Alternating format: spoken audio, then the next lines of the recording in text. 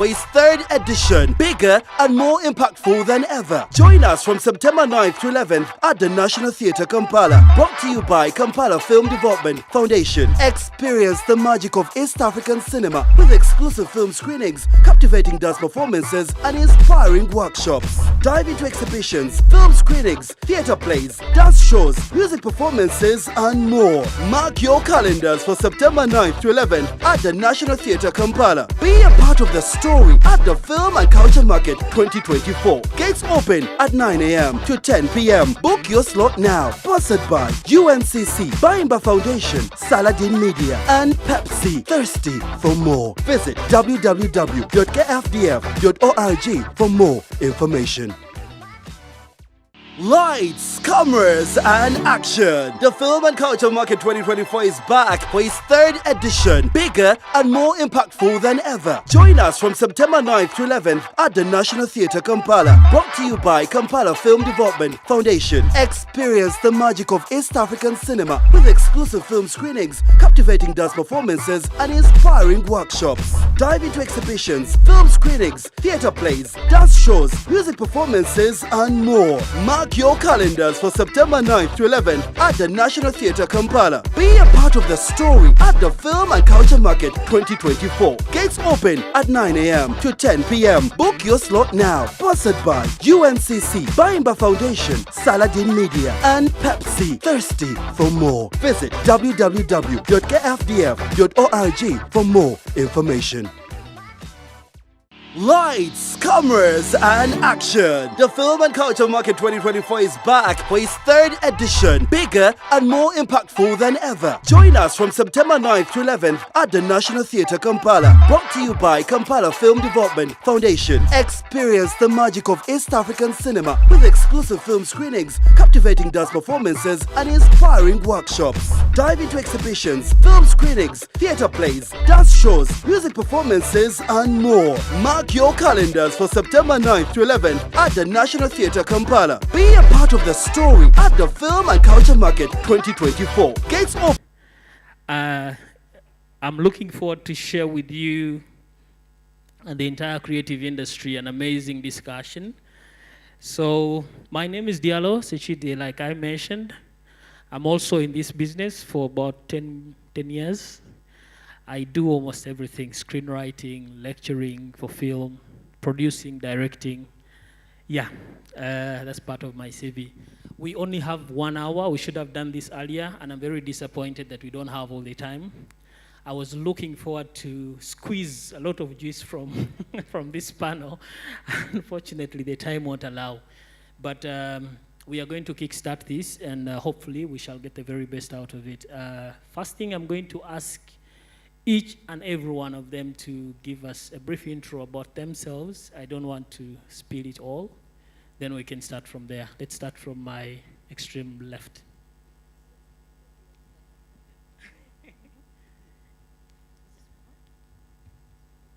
Good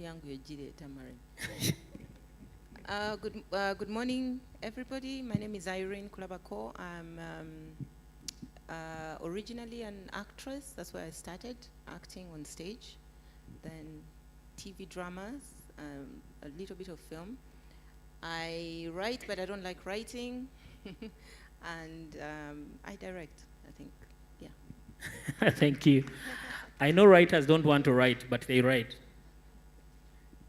Good morning. My name is Margaret Cafero, and I am a civil servant. I'm a foreign service officer, and I head the Department of Public Diplomacy. That's the department that handles culture, under which film falls, sports, science and technology, and communications. I've been in the Ministry of Foreign Affairs for 22 years. I came straight out of university and joined that. And I have represented you in several capitals around the world, in Uganda's embassies, in Kenya, in New York at the United Nations, and in Washington, D.C., from where I came last November. And I've been back in the headquarters since the beginning of this year. I'm very happy to be here and to exchange ideas. Wow, what a CV. Welcome. Muli mutya bannange? Tukomewo uko katono. Chitufu. My name is Mariam Dagire. I'm glad to be on this panel. And like you said, you met me in 98. I had acted even before that. So my dear, I am a legend. And I am a judge of this industry. And actress, writer, director, producer, or film in a theater. And lately, I'm a film aggregator. So if you have a movie there and are looking for market for it, get in touch. Wow, I love that now. Thank you very much. My name is Wawire Ian. I'm the creative director at KQ Hub Africa. It's a media, arts and culture organization. We are dedicated to supporting the visual and performing arts, but also of late, I'm focusing on developing the Culture and Art Impact Fund, which is a facility that holds resources in trust for the creative industries in East Africa. So we want to put resources into infrastructure, creative and cultural infrastructure, into research in East Africa, but also enabling artistic mobility of artists and creatives. Thank you, and I'm looking forward to learn more about the film and the culture industries here. Thanks. Thank you so much, Ian. You can keep that. It's a big CV, and I'm glad to hear you talk about the word fund, because when you talk about film, people want money. Our theme today is, as you can see on the banner, is upgrading the East African film industry. The reason why we are saying East Africa is because we want to take advantage of the East African community and widen our market.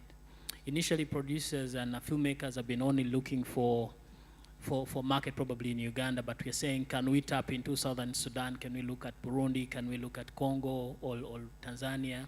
So if that means if you have a wider market, you have the advantage to reach a wider audience. So our emphasis is going to look on what we can do, or where we are right now and what we can do. But most importantly is, I've been in this industry, and one thing I've realized that 90% of the producers have been driven by passion. And that has been most of the oil that is driving their engine. And few of them have really mastered the art of business in film. It has been a big challenge to most of us, and now, today and going forward, we want to understand how can we really, really understand film in a business language. Because when you go to the government, they will not listen to you because they basically think this is just purely entertainment. It doesn't bring in money, but that's not true. We know how much it has changed the Nigerian economy, the American economy, South Africa, and so many other economies. So we want to say we can as well have film that is economically viable. That's our basis today. I will start with Ian. Ian, before me and you met, it was some kind of research into this industry, and you're trying to benchmark, I think together with British Council, on what is the status of this industry. So from what you do at KQ Hub, just give me a picture, and from what you just mentioned about the funding, where did you start? Like, what is the benchmark for you to venture into that particular funding prospect that you want to venture into, all through the other engagements you've had? What have you seen about this industry in terms of film, in terms of infrastructure, in terms of it being economically viable? Thank you very much. First, I would like to say that we have amazing storytellers in Uganda and in East Africa. But the biggest challenge is access to finance to be able to bring these amazing ideas forward.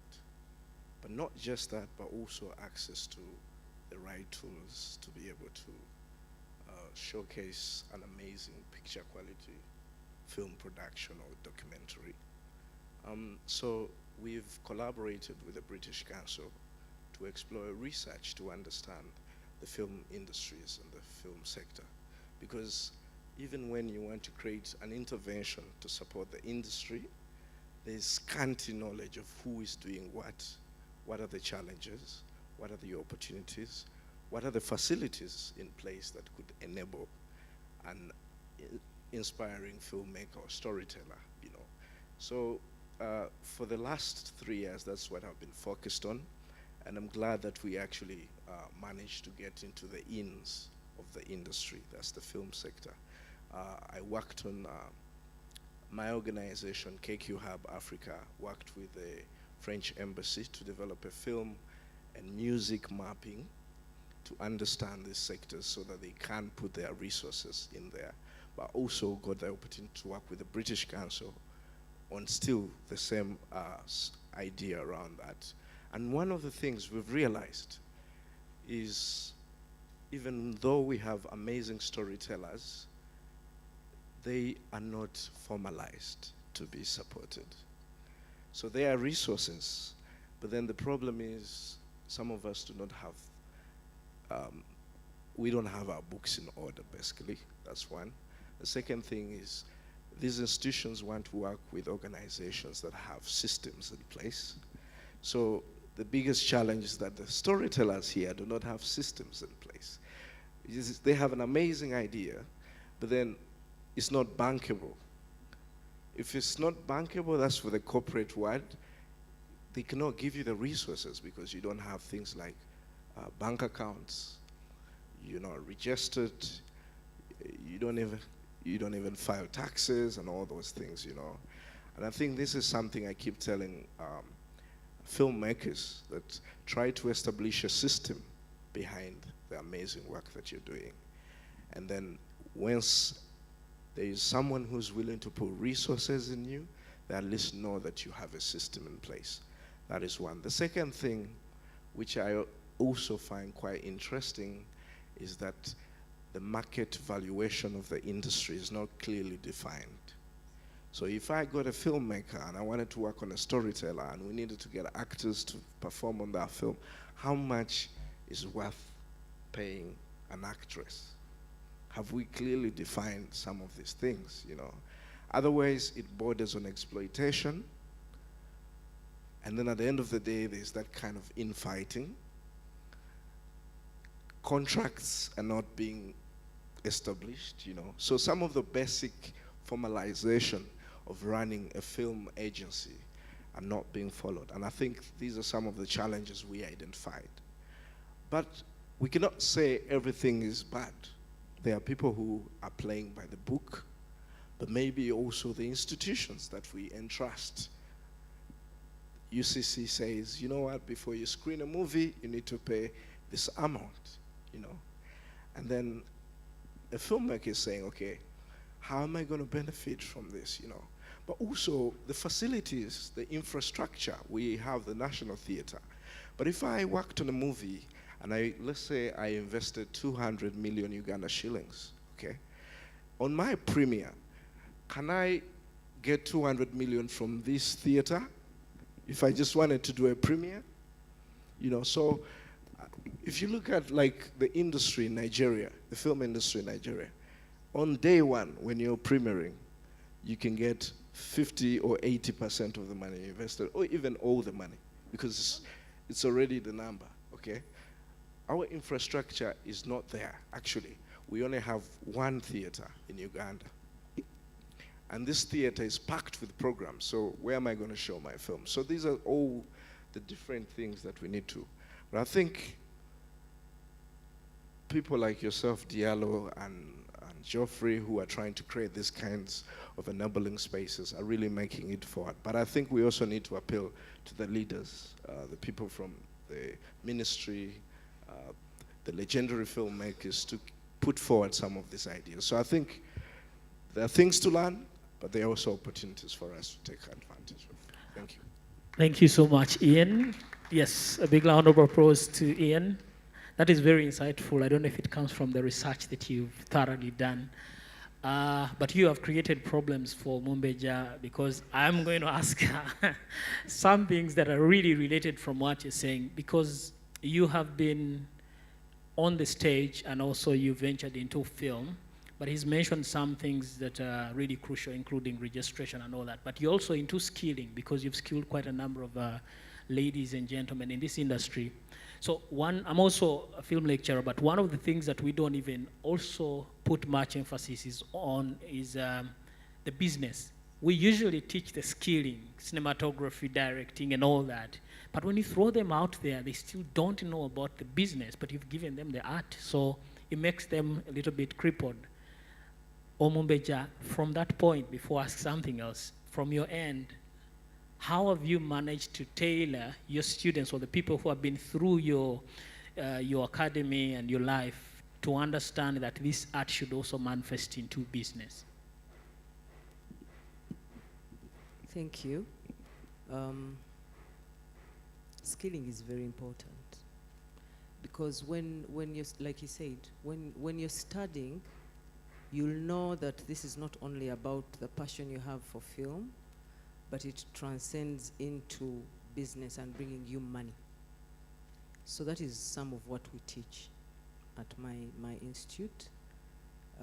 Every person who goes through Mariam Dagide Film and Performing Arts Center knows that this is a job and they are making money. A little bit of it, not as much as they would expect or they would want, but they're making money. So in the how many years are we? We are 2010. So we are 14 years old as an institute. And one of the things that we've studied and understood is that the distribution channels are not there. The TV stations that are supposed to take our projects do not want to deal with individual producers. We are kind of a mess as individual producers. We sign agreements and we don't honor them. We don't deliver work on time, things like that. Not everybody of you, not everyone. Some of us, most of us. So we think we need the aggregator aspect. Ombeja, I want to squeeze right there. What is the reason why we have this kind of people in the industry? Because you've also mentioned them. What is the main problem with us as producers in this country? We are not honoring contracts, so we don't have, he also mentioned about people not being registered. Why do you think, as an industry, why do you think this vice has been here and it's been here for quite some time? What could be the challenge? Because we are doing this for passion. We're not doing this as a job. That's why we really need to go to class, whether it's a workshop or you go and get a tutorial and understand what industry you're in. This is a business, it's not a hobby anymore. We have to look at this as our job and honor all the contracts that we sign.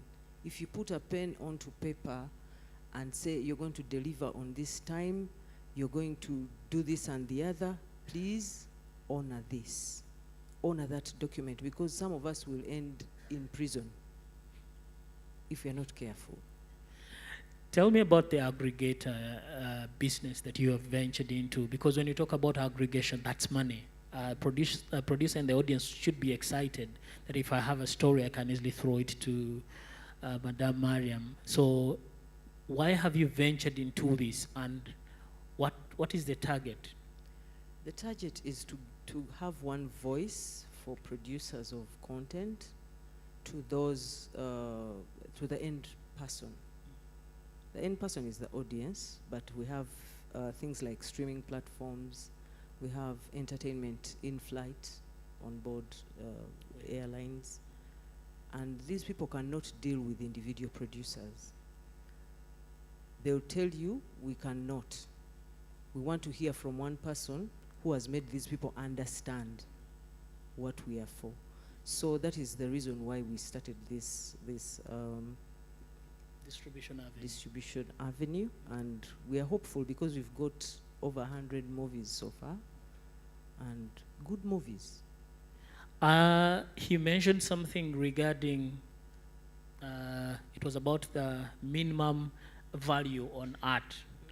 In terms of aggregation or distribution, is this also addressing that issue? For example, if I give you my movie and I want it to be, probably you're going to give it to Emirates or Uganda Airlines, have you come up with a particular pricing, like a minimum price, if I know that if I give it to you, this is the minimum? Because the problem we have in this industry, if one consumer is telling me, if I want my movie for 10,000 US dollars, someone will say, oyayagala sente nyingi, I can give you mine at 5 or 3,000, and that means it kills the entire market. So have you thought about this, and how are you addressing? Are you putting a minimum, like if you're taking content from Mariam, this must be the minimum I am distributing it for? I've had a conversation with the producers that we are working with. We've had a meeting, and I've told them what the client wants and is ready to offer.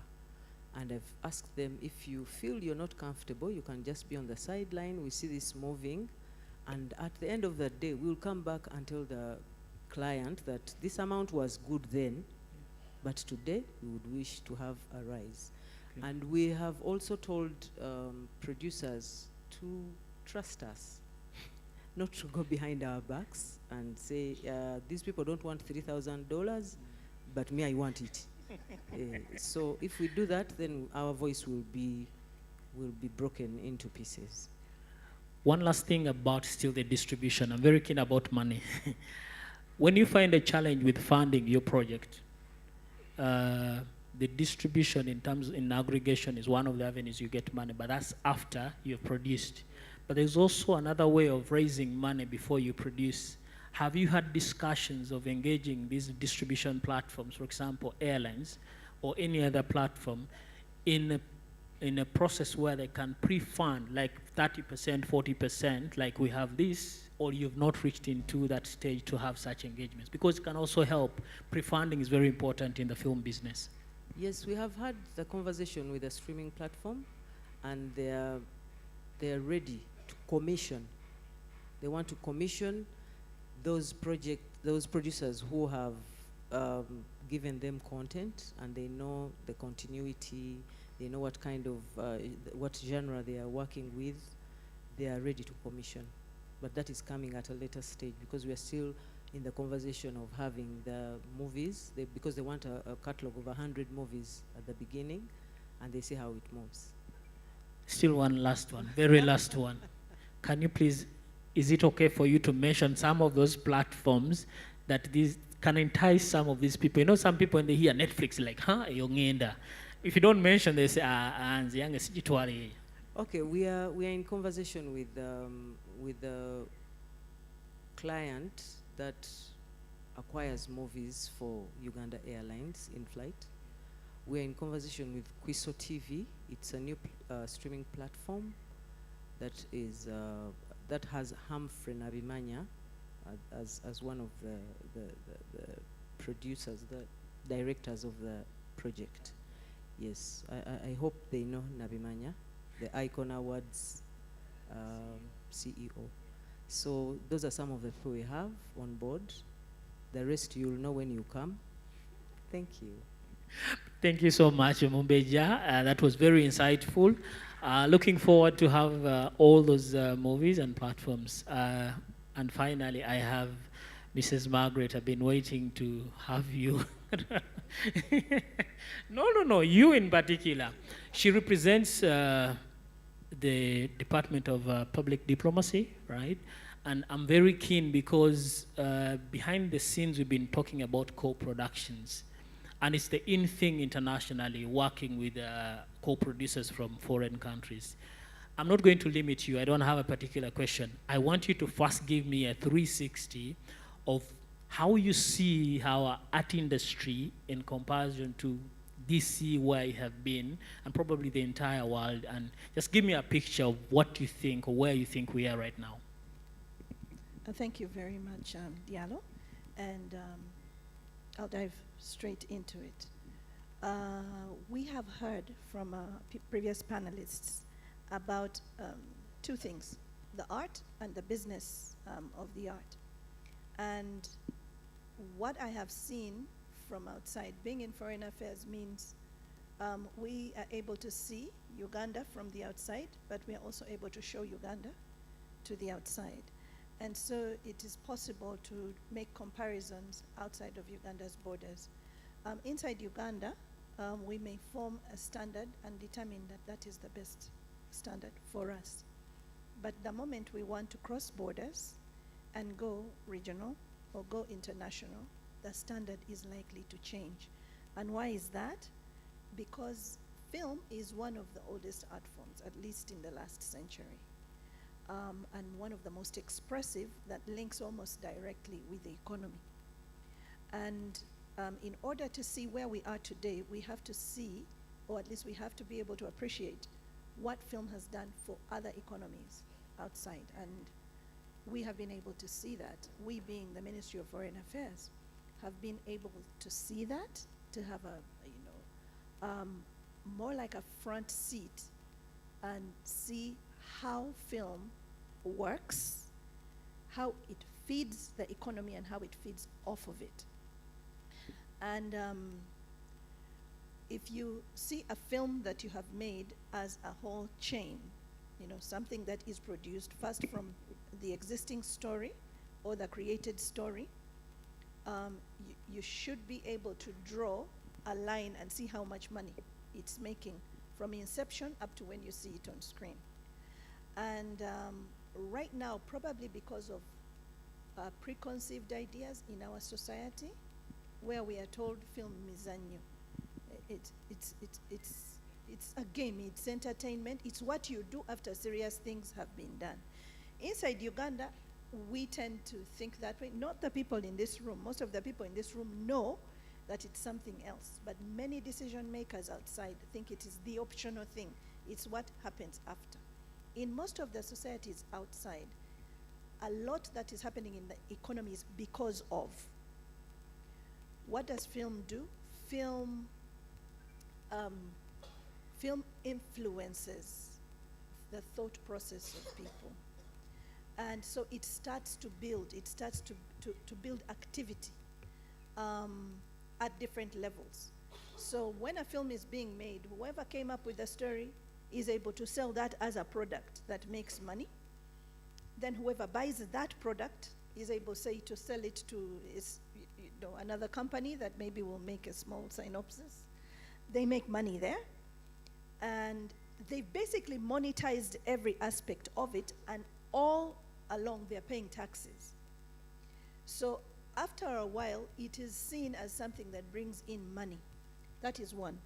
The other issue that I know it's touchy, but it's almost impossible to run film business without it and work with the government, is the question of incentives.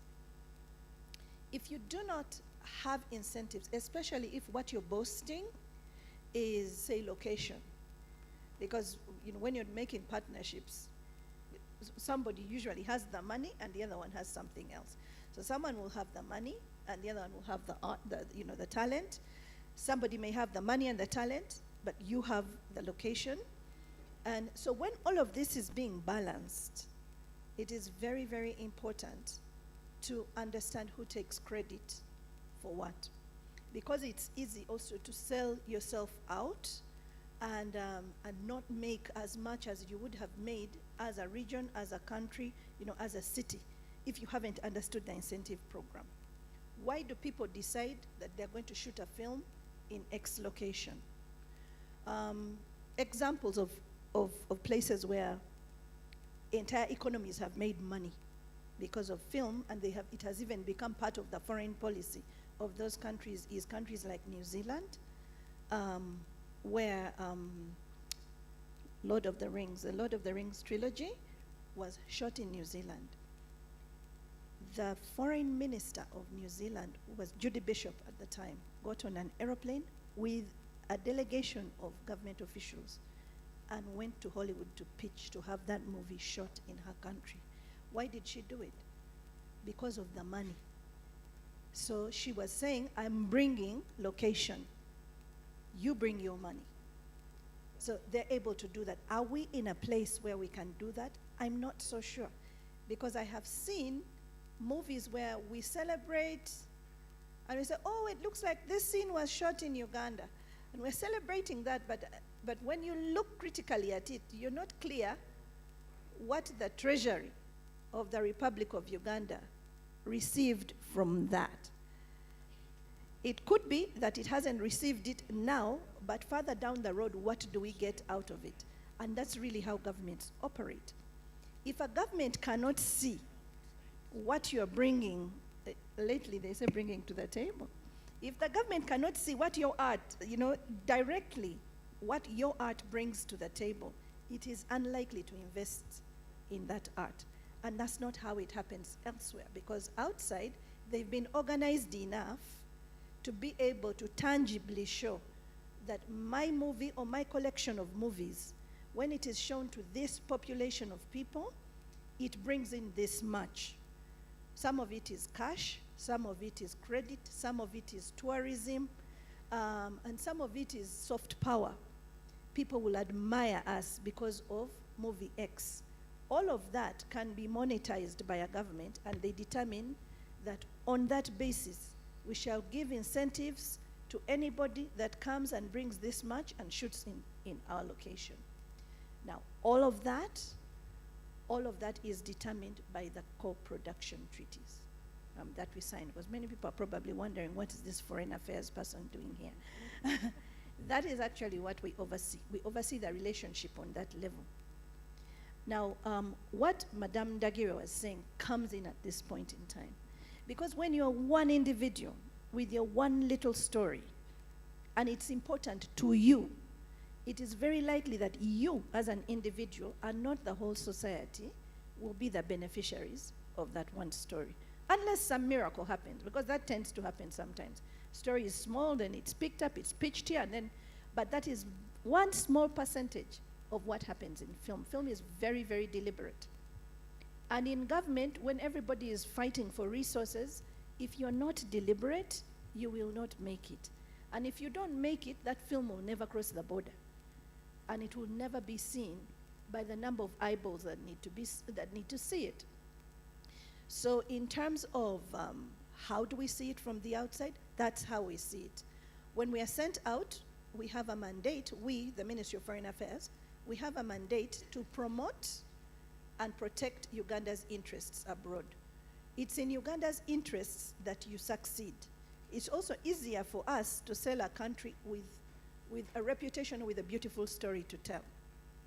Now, if the product arrives, for instance, coffee is a product, and it is a very, very, beautiful and eagerly sought after product. Ugandan coffee, even more so. But it is tangible. It's in a packet. I can pour it out. Somebody can smell it, and somebody can say, that is good. I'm going to pay this amount of money for it. Art forms are less tangible. So they're not as easy to monetize and say to a home government that if you make this product, give it to the embassy, or if it has already been distributed, ask the embassy to promote it in location X. It's not as easy to do that if the product is not speaking for itself, or if it is not competing on the same level with all those other products. We heard from the beginning that it's expensive. I think there's a British Council who's done the lands, the mapping of it. It's expensive. And it's even more expensive for you if you are by yourself.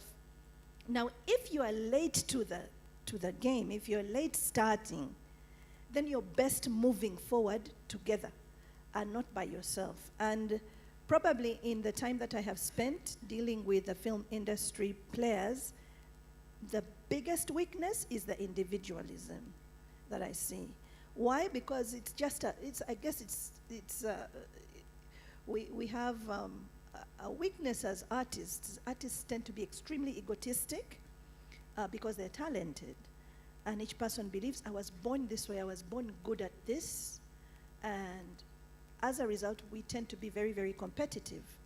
So when it's time to come together, scientists can come together and sit in a room and agree on a certain lowest common denominator. They can determine that this is a virus, this is a bacteria, this is a germ. That one is standard. Artists are probably not going to be able to do that very carefully because each person believes they are special in their own way. So if it is not orderly from the beginning, it's very, very difficult for a government to be able to see the monetary value of what it is you bring to the table and then invest in it. What will happen? They'll believe that you are the one who takes people away from doing more serious things. However, if a product comes and then that product is sold beyond the borders, and then everybody knows your country because of the beauty of that product, then the government looks at it differently and says, oh, maybe there is something in here. Finally, we are all products of impressionism. We are all we view other countries the way we have received and digested the information about them. For most of us, before we ever got on an aeroplane or got on a bus or a boat to go to another country, our first encounter with that country was probably on a screen, probably on a television screen. And what happened? How did that get on your TV screen? How did the broadcaster determine that they're going to show? When we were much younger, we used to watch German, 6 p.m. I will not tell you how old I am, but in those years, TV began at 6 p.m., right? She'll tell you about it, and she was one of the first faces we saw. When the ribbons would move, the national anthem would play 6 p.m. If you haven't bathed and done your homework, you can't sit there. Then it would open, and then between 6 and 6:50, there would be programs from Germany, Transtel, I think it was, or I think sometimes it was Transtel programs. There were language programs of the Germans, or it would be French, or it would be BBC programming. And we grew up, and that was the content that we were digesting, because that was all that there was on our televisions. There was no local content. And because we could not immediately identify with it, it became entertainment. And the people today that are determining government policy are products of entertainment. So they never saw Ugandans making programs or content that went on their television, and it became something foreign. So when it's something we have to outgrow. We have to outgrow this as being for them, and also determine that we can home grow it, and it too can be exchanged and put on broadcast in the other place. That wasn't happening much. And when you don't have such exchanges taking place, you'll have an imbalance. When you have that imbalance, then the other side will always be making money, and you probably will not be making as much money. So you won't be making the money from outside, but even at home, your own government will not be making money. So the things we have learned, we've learned about the incentives, government incentives. We've learned about being deliberate in making government policy. At least that's what we see out there. And then we have learned about the authenticity of the story. We tend to see a lot of probably copy and paste. I'll say copy and paste, so and so did it, it worked there. So if I do the same story here, it will work. It probably won't. Why? Because the authentic story is pulled out of your own culture. What you believe in, what you are immersed in. For it to be authentic enough that people identify with it, that they feel emotional about it, it has to be yours. For we as Foreign Affairs to be able to take it out there and promote it, we have to be able to claim it as ours. And I would say as much if it's a Uganda airline and people are pressing the button and they want to see a story. By the time that movie is over, if it is an aircraft that is coming into Uganda, those people should know as much about Ugandan culture from the movies that they're watching as they can. Nigeria has done it that way. It seems to be working for them enough that now we even want to do Nigerian weddings. Can you imagine? Unfortunately, now we are doing the Nigerian stories in a Ugandan way. Yes, we are bringing the Nigerian stories, we're bringing the Korean stories, we're bringing everybody else's story, but not ours. And for us, that's very difficult to sell. Wow. Yes, a round of applause for... Before I leave Maggie, you talked about individualism. Yes, in Uganda we have movies where directed by Diallo, written by Diallo, produced by Diallo, marketed by Diallo, watched by Diallo. Everything is about us. I'm not sure when we are going to outgrow that. But my question was, you represent the Ministry of Foreign Affairs, and from the filmmaker's perspective, people who are seated out there, I'm going to ask you one question. Forgive me, I'll squeeze you. Where have you been? Like, we shared something behind, and I was shocked about how much you know about film and how much we don't know about you. So, is it our problem as filmmakers? Is it your problem as the ministry, as the government? And the question would be, if I want to get to take advantage of what you can offer as a filmmaker, where do I start? Again, that will take me back to individualism. If you're going to look for a government, assume I am the government. If you're going to look for me as one single individual, you're very, very likely going to miss me.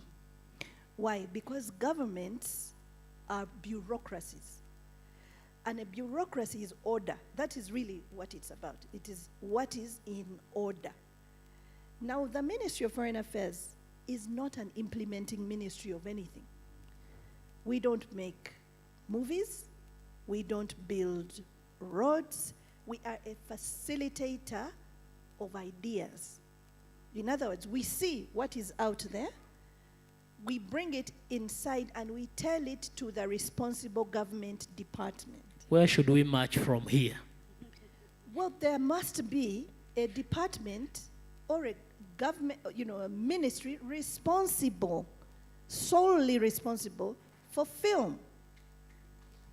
Yes, please clap for that. We need a film council, a film and art industry independent. We need that, not so? Absolutely. Because where else are you going to go?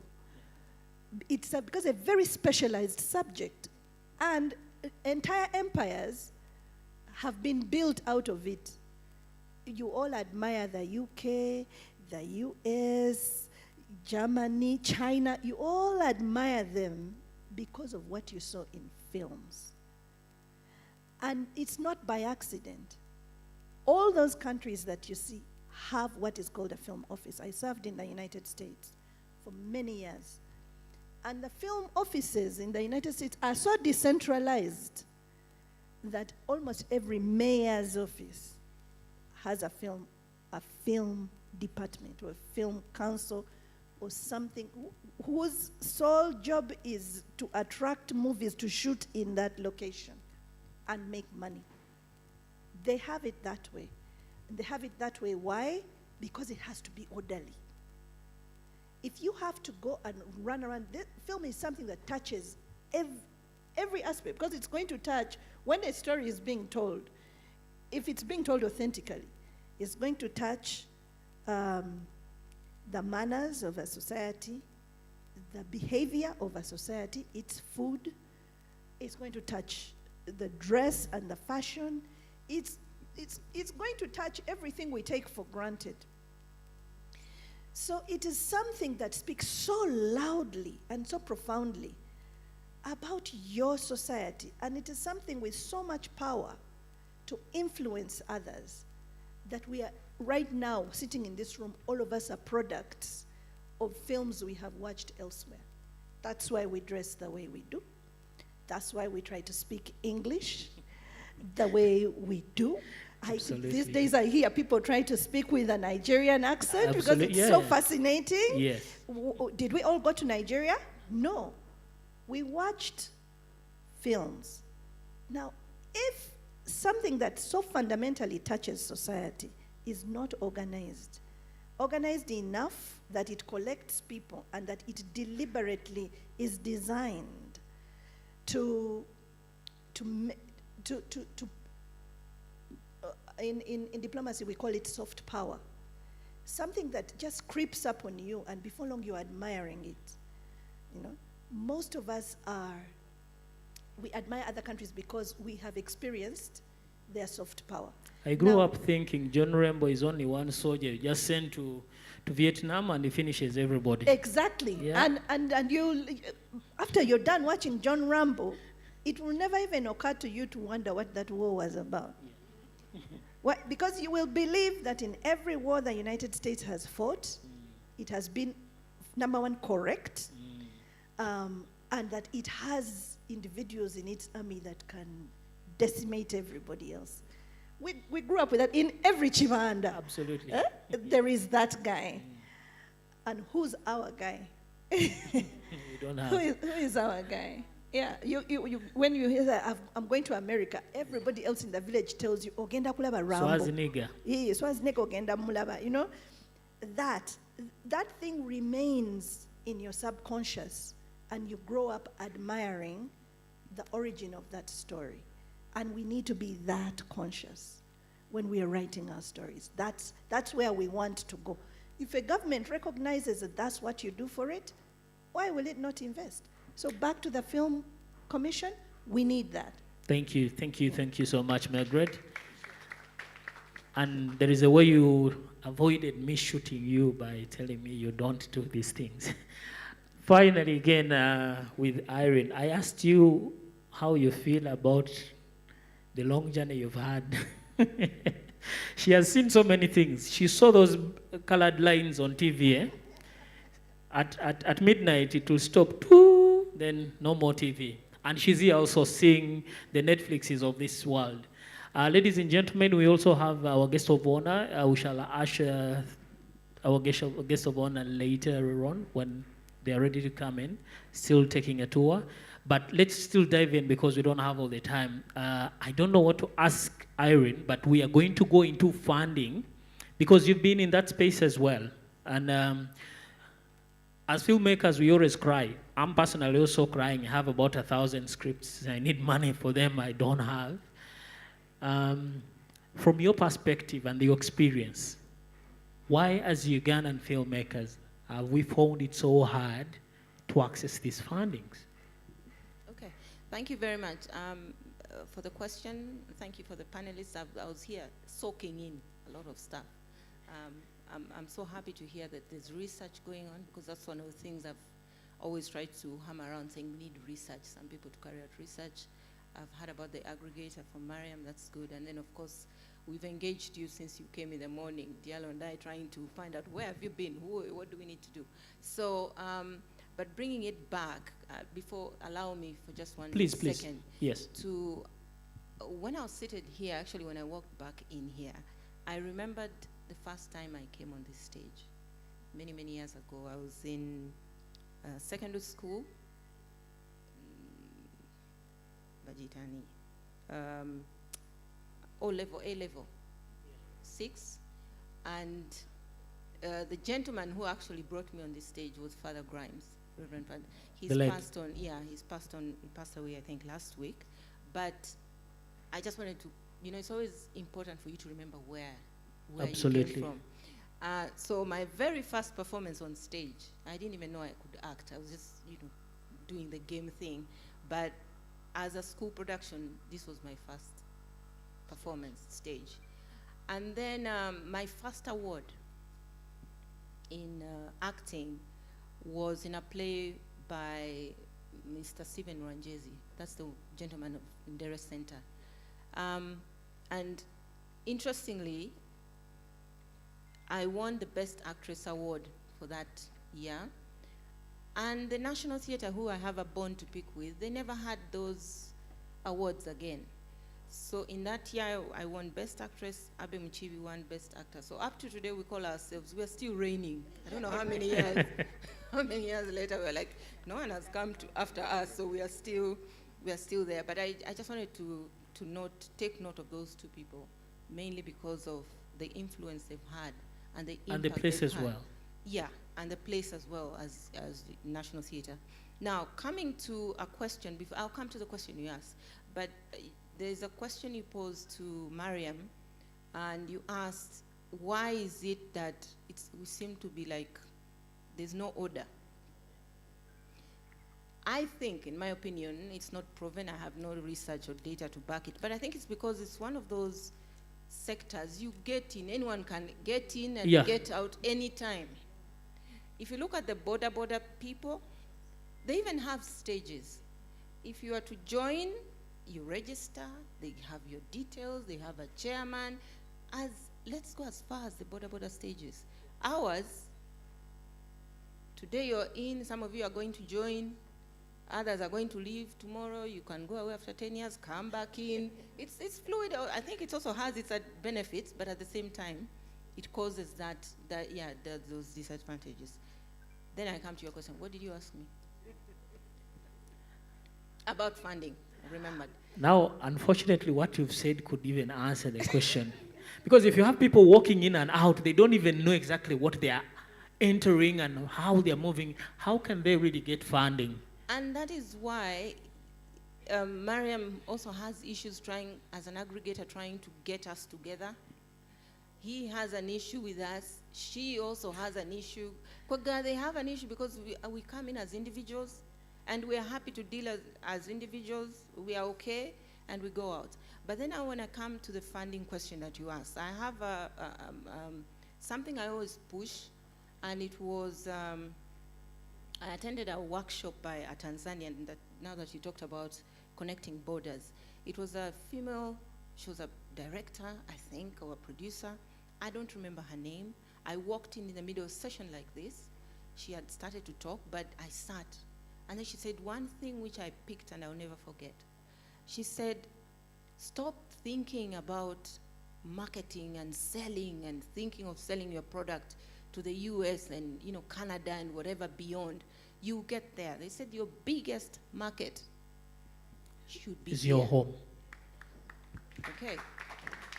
So whatever you're producing, if it is not suitable, if these customers here are not buying, you need to refine it. You need to go change a little bit to make sure it suits them.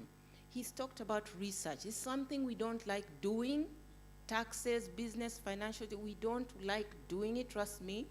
I was there. I'm not very good there yet, but I'm going in that direction because the world is forcing us to go that way, whether you like it or not. If you're not registered, first of all, you don't even have a national ID. Let's start there. Right now, you see everyone, they are saying national ID is compulsory. For you, they are on the opposition, they see Jakfuna national ID. Now, it's one form, mobile money is a 6 civic area. Those are Western ideas. Western ideas, whatever ideas, Chinese ideas, that is the future. Okay? Okay, don't go for me who's, I'm not anti-social media, I'm just not as fast. I was there when the Calabas were there on TV. Yeah, I'm not as fast. I have absolutely nothing against social media. It's just I'm not as fast as I should be, but I do appreciate it. So if you're anti everything, where are you going to end up? So your customers, who are the people who are watching your film or your products, your audiovisual products, they are moving. They are registered, they have national IDs, they are moving with social media. You are here rebelling on this other side. Okay? Nobody's going to wait for you. Now, then another person came in. I'm a beneficiary of all this. By the way, whenever you hear workshops, seminars, these kind of things, you come, run, drop everything. If your vision, your dreams, your future is in this industry or sector, run. Some of these people you're seeing here, they are giving you free advice. You are not paying a single coin. But then you don't want to come. And where are you going to get Mariam? When are you going to come close to her? Or the other gentleman there? This is the opportunity. But if you stay home and you're anti everything, and yet you want to, So whenever there was a workshop, even up to date, at my age, I will go. If they say 9, I'm the first one there and I sit at the front. beeyise mbu ffe twakuwa okusoma twagala ssente. Yes, kakati sente ezo ziva mu bino. Right now, today, in the past hour or so, the amount of knowledge, information, and tips you've got from this panel here, nobody's going to give it to you. It's not on Google. Or maybe some of the stuff is on Google, but they've simplified it for you, right here. Okay? So please, embrace these initiatives. Now let me go back to the Swedish guy. This was organized by Amakula many, many years ago, and it was a film workshop thing. There were 2 Ugandans, but based in Sweden. They're 2 brothers. Again, I don't remember the names, but it didn't matter. It matters, but okay, I don't remember. Kakati, they said something. They said that one of the things you need to do, I asked them about the funding. How do we get funding? Because each time we see foreigners, by the way, that's the other thing. We talk about funding, and either they leave without giving us a solution. Yeah. But these guys gave me a solution, and that's how I ended up sticking in the business. They said, come together. You've talked about individualism. Come together. They said, you look at musicians, they collaborate. You hear collabo between Juliana and so on. Collabo. Why don't we have collabos? And I tried it. After they said yes, tell me first try it. So I got a script. I can write, but I don't enjoy it. And I'm not as good. That's the other thing you need to admit. Where your strengths are and where you're weak, get someone else to pull you up, okay? So I got somebody who could write, got a script, a good one, looked around for someone who can film, a very good one, sound, you know all the departments, I'm not going to list them, and then called them like the way we are, like here. I said, now, you, what is your vision? I have one day I want to make a film. I also want to make a film. Everyone wanted to make a film, and they all had scripts or ideas, but alone, they could do nothing. So we got together, and we said, okay, now there's this film. How about we do it together? You're a cameraman. You have a camera A. That's your contribution. Remember what you said? Funding always doesn't have to be physical money. So your skill and your camera is your contribution to this budget. Lights, your whatever, do you have A? I have 3, yes. But I can get another 4 from a colleague, you get them. Contribution. Okay, the only thing we couldn't contribute was the food and stuff. But with the money, the little money we each had, we were then able to contribute. Actors, some of them are even here, they know me. I approach you, I say, you know what, we have this film, it's a great script, you can read it, blah, blah, blah, blah. I have a feeling, I have maybe this DOP, but I cannot pay you. I will not pay you because I don't have the money. Are you willing? And here you have a serious actor or actress who believes in you. Maybe they've seen the work that you do, or they believe in the story that is there. They look at the crew, and they come on board. And that's how, to be honest, absolutely honest, I've been able to do the films I do, because it's collective. If you try alone, you're going to come up with if you try to even come up with a budget, it's going to be like 30 million or 40. Or no, even more than that. Yeah. But I love that approach. I'm going to be honest with this industry and tell you the things that we don't look at beyond that. When you seek for such collaborations, they can happen. But as creatives, we should also look at the legal implication in these kind of collaborations. And I ask myself, if you tell the artist, the actress, I'm not going to pay you, it shouldn't be that I'm not going to pay you. First, can we ask ourselves, is this script economically viable? Is it going to make us money? So the discussion should be, I'm not going to pay you for acting. Can we get money after this? And can we have a legal contract in that reference? Absolutely. And are you going to honor that? Because what has happened, those who do it, people giving their resources, the guy walks away, all title and crediting and everything and all the money, they don't get anything. How do we deal with that? Absolutely. And I told you some of them are in the audience here right now, and they will attest to it if they want to. I'm not going to push anyone to do that. But they all signed contracts. at that level, back many, many years ago, for some reason, God helped me and I knew that there must be a contract. So the contract was there and it was clear, you're not receiving any funds for this. Perhaps, and this is being absolutely honest, what at that time we were thinking of was, let's get a film out. Let's get these films out. Let's show people what we can do, blah, blah, blah. Money, in terms of distribution and earning money from it, I'll be honest, we did not think of that. So we've never even, at that time, we never marketed it in Busimanya, let's do it, then we sell it, because it was not a concept in our mind. Now when I look back, I wouldn't want you to make the same mistakes I made. Yeah, that's the difference now that's between you and us or me. I made it, we made the films. Yes, they got us out there, people got to see what we did. Yes, we got more work, maybe you could say that. But it was not about making money out of that product. That has to change. So there was no business mind at that time. There was not, it was about the whole passion thing. Passion thing. Passion and... Looks like and Margaret wants to... Something is eking, huh? Please give her the microphone.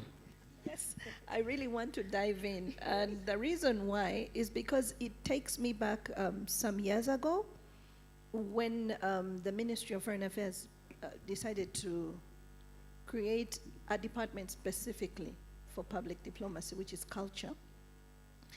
And a very gifted lady walked into my office, and she was a filmmaker. And I was still at that point in my life where I viewed film as entertainment, not as business, not as something that made money. And she sat across from me, and in 20 minutes, she had educated me. And then she told me, she's the one who actually explained to me how distribution makes money. And at that point in time, because I thought I was maybe fairly exposed, I did feel quite ignorant. Yeah? We've been there. Yeah. Because then that's when you ask yourself, the other Hollywood actors that we watch and see, and then we hear this one was paid $10 million for this one was paid $30 million. Where does that money come from? Because it has to come from somewhere. Most companies will borrow that money on the understanding that they're manufacturing a movie that will make money and return what they have spent. And it never, at that time, never occurred to me that that is how it worked. But the other reason why it works well for them there is because it is in their culture to take money on a Friday, on a Wednesday, and pay at a box office and enter and sit and watch the movie on a silver screen. So the movie takes on several lives, and each time there is money being made there. Now, we heard from Ian, and he said, how many cinemas? Theaters. But we're really talking about silver screen. So how many silver screens do we have across this country that are big enough that 3 to 4 times a day, people will come to watch a movie and pay different amounts at different times of day. And all that money is going, rolling in to the company that funded that movie in the first place to be able to pay these people that is, they come to a certain standard. So-and-so is paid this amount of money. Actually, to be honest, even the existing capacity where we are right now Yeah. does not make business sense No, if it you have a doesn't. film. I'll first cut you short for a Yes. minute. We're going to go back to our discussion, but right now we want to usher in our guest of honor. Yeah, I don't know if he's ready. Yeah, ladies and gentlemen, please. We shall be expecting a guest of honor, but I will allow the discussion to continue. Let me find out. So we're talking about the distribution. You know how movies make money. And this lady... Yes, ladies and gentlemen, Yes. big hand clap for our guest of honor. Yes. I will take the honor to give our chief host, Mr. Godfrey Musinguzi, to welcome our guest of honor. I'll not do the honors, please.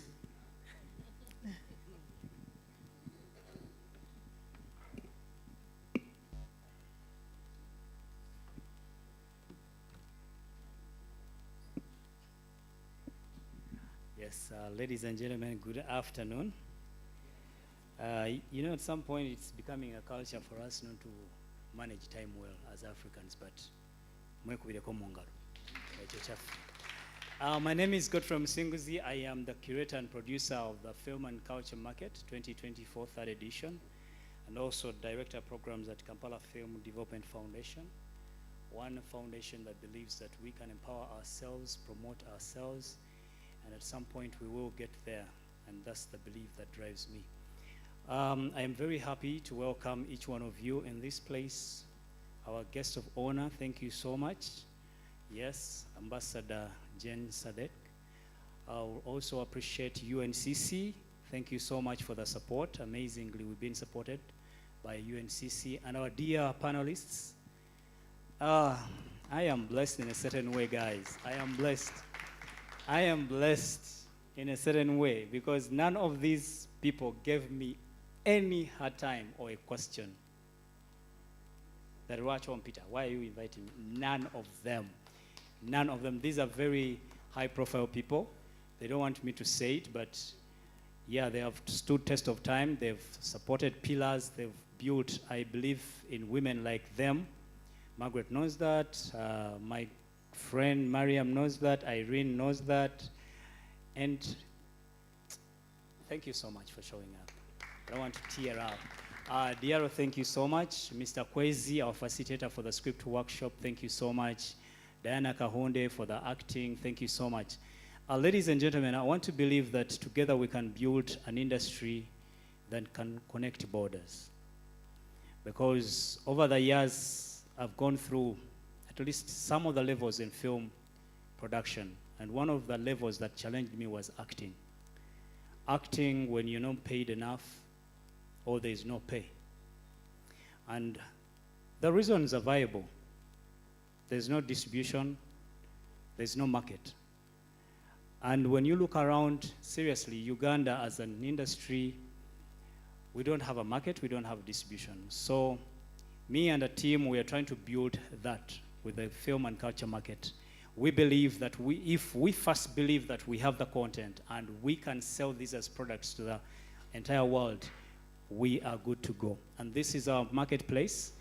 I want to also give you confidence that together with UNCC, we are building this market to see that we get somewhere where our products can become now sellable and buyable. I would love also to make it a point to you that much as we still struggle with finding support, we also believe that through partnerships, collaborations, and sponsorships we can achieve. We just have to have a clear vision and put it right down on paper, sell it to people. I want to thank every company that has stood with me and uniquely put out Saladin. Saladin, please, there's a team of Saladin here. Please rise up, wave to us. Those guys. Man, I went to them with a paper. Sold to them this idea, and they said, yes, we can do it.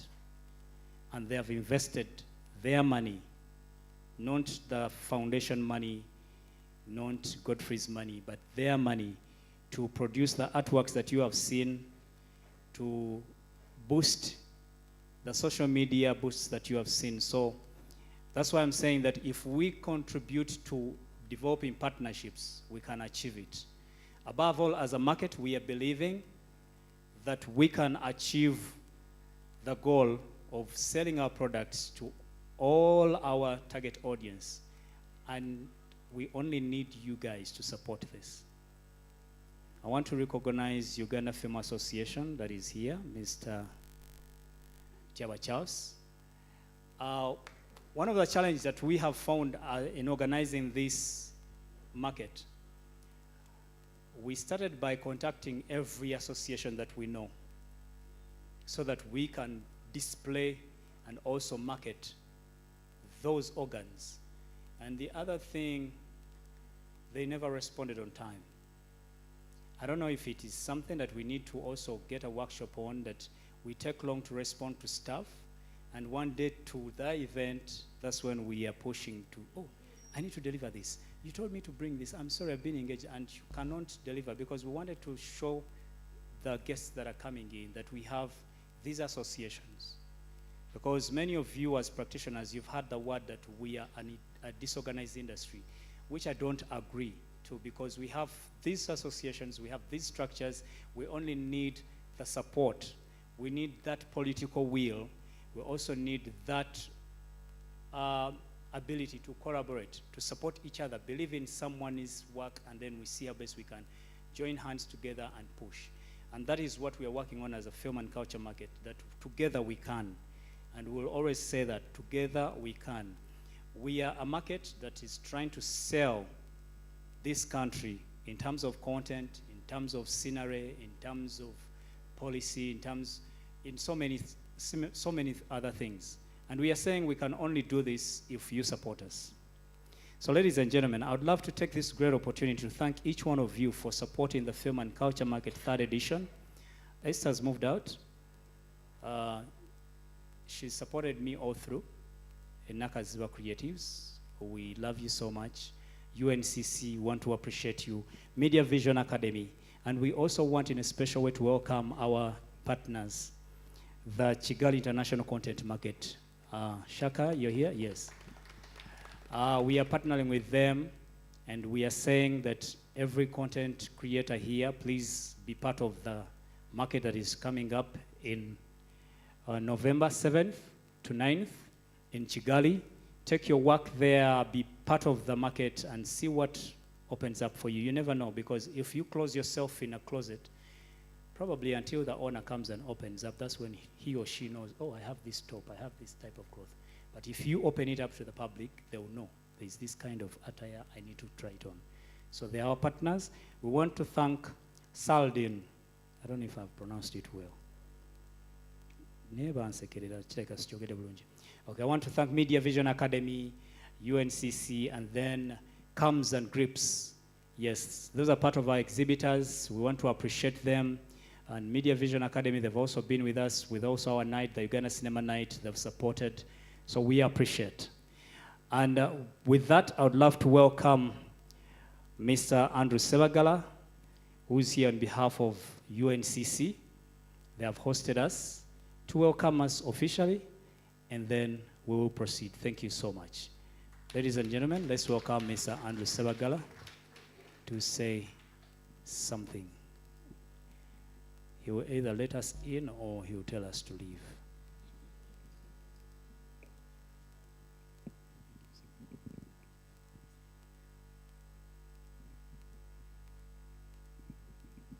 A very good afternoon, ladies and gentlemen. Good afternoon, ladies and gentlemen. How are you today? Are you fine? You should be fine, because we are here to celebrate art and culture, and that's the very reason why we are here. My name is Andrew Ranga Sebagala Jedidaya, and I'm the production manager of the Uganda National Cultural Center, which is the home to the National Theatre where we are, and also the Normal Gallery, which is our department for the visual arts. On behalf of the management, staff, and the board of the UNCC, we would like to welcome you all to this very auspicious occasion. Yes, give it a big round of applause, okay? Where we are celebrating the 3rd edition of the film and culture market, which is hosted by the Kampala Film Development Foundation. Can we give that foundation a big round of applause? Like I said, we've hosted the 1st edition, we had the 2nd edition last year, and now we are in the 3rd edition. And we keep seeing the progress of this film and culture market. And we need these kind of initiatives and activities because we know they add a lot of value to what we do as content creators, as artists, and as cultural practitioners. The Uganda National Cultural Center, which is hosting this very event, is celebrating 65 years of its existence. 65 years. So we are out of age, and we are happy to be having events of this nature because it is part of our mandate. Part of our mandate says that the UNCC is here to encourage and develop artistic and cultural activities. Therefore, when we host, when we support, when we come and partner with you, the various artists, we are fulfilling our mandate. You are not just begging us, you are not just crying to us, we are fulfilling our mandate because that mandate is to encourage and to develop. And therefore, when we partner with the Kampala Film Development Foundation, it is for that reason. And I'd like to thank each and every one of you who has made it to this event, to this activity. And I would like to start with our panelists. Thank you very, very, very much. Can we give them a big round of applause? They have spared their time. They have come to share with us their experience, their expertise, so that we can learn something from them and so that we can better this industry. So, Ian, thank you very much. Mama Mariam, thank you very much, Omombeja. Madam Margaret, thank you very much. And the one who inspired me into the sector, that is Madam Irene. Thank you very, very much. When I say this, I have a story. Okay, I was back in my parish in Gaba, that is Gaba Parish, and we used to sing in a choir. I was still a toddler, but I started singing at a very tender age. And she hired the choir. Of course, I was young. I didn't know how they hired, whether she paid us or not. I don't know. But she had, her graduation. She was graduating with a diploma in music, dance, and drama. So we went to sing at her graduation event, okay? And we sang, and then she gave a very inspiring story about this music, dance, and drama course that she had achieved. Then I told myself, I think I want to be like Irene. Later on, I started seeing her on TV. She used to run a number of programs here in the green room, and then they made it to the UBC. A good number of you are young. Probably you don't know these stories, because by now, you'd be really appreciating what I'm talking about. So she inspired a good number of us, and we'd like to thank you very, very much. Okay, that is Madam Irene Kulabako. For Madam Margaret Kafero, all we know is that she is at the ministry. I don't know if they gave a profile for her. Some of you have just got in, but I will just use the opportunity, probably, especially for our guests of honor, whom I will be also later on making a comment on. But Madam Margaret Kafero, she works with the foreign affairs. And for me, the key thing there is that she is very, very interested in this sector. Recently, she had to galvanize and call us all together to meet the different agencies, the different international agencies, embassies, cultural attaches, so that we interact and we see how do we take culture and the arts to another level. So such a partner, such a person, we really, really have to congratulate you and appreciate you for that. She may not know, but we know and we see. And they publish a magazine every month. And I was keen because whenever that magazine comes out and I get it, I look for the section where art and culture is captured. So today I was asking her, how do you do it? Then say, you have to think of your people. So she is our person and she's at the ministry. So make use of her while she's here so that we take art and culture to the next level. Why am I introducing these people? So that once we go out, you interact and make use of them because they are very significant and they have played a big role in this sector.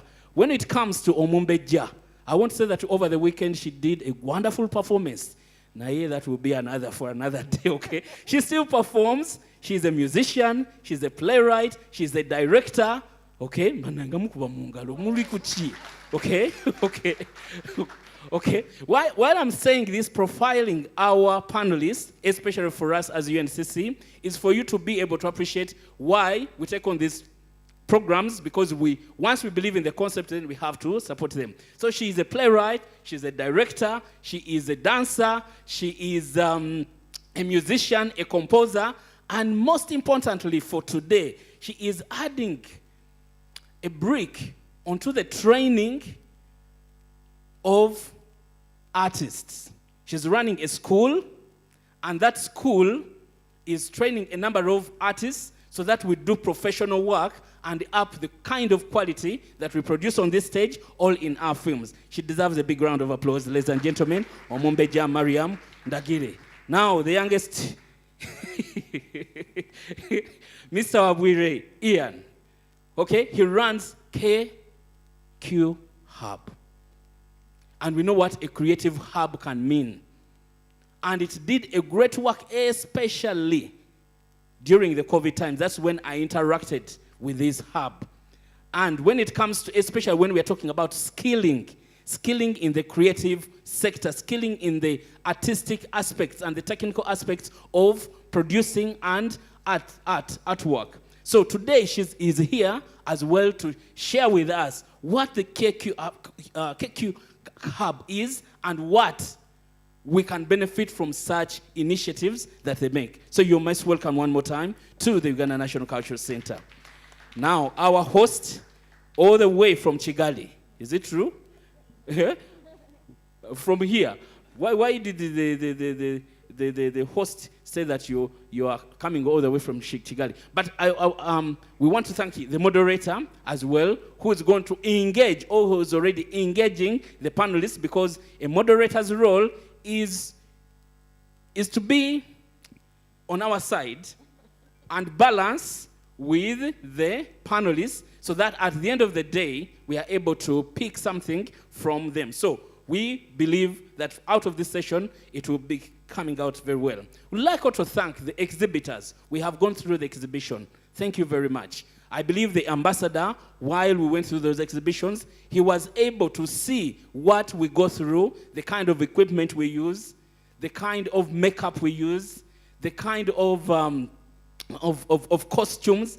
We visited quite a number of stalls. So, and he was very, very appreciative, and he will be commenting that on that. So I want to thank you, all the exhibitors who are here. We are here for 3 days. The performing artists who are going to be performing on this stage, the dancers, the theatrical productions, we really, really want to thank you. And as UNCC, we say, we shall continue to support any initiative that is taking art and culture to the next level.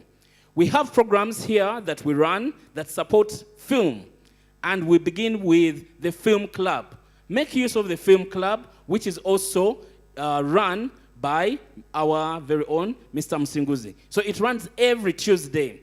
Why do we have that club? So that filmmakers, artists can come and interact and talk about issues that affect the industry. So as a center, we thought it worthwhile to have that film club running every Tuesday up in the CICP. So take use of the programs that we have here that are celebrating, but also enabling us to grow as a sector.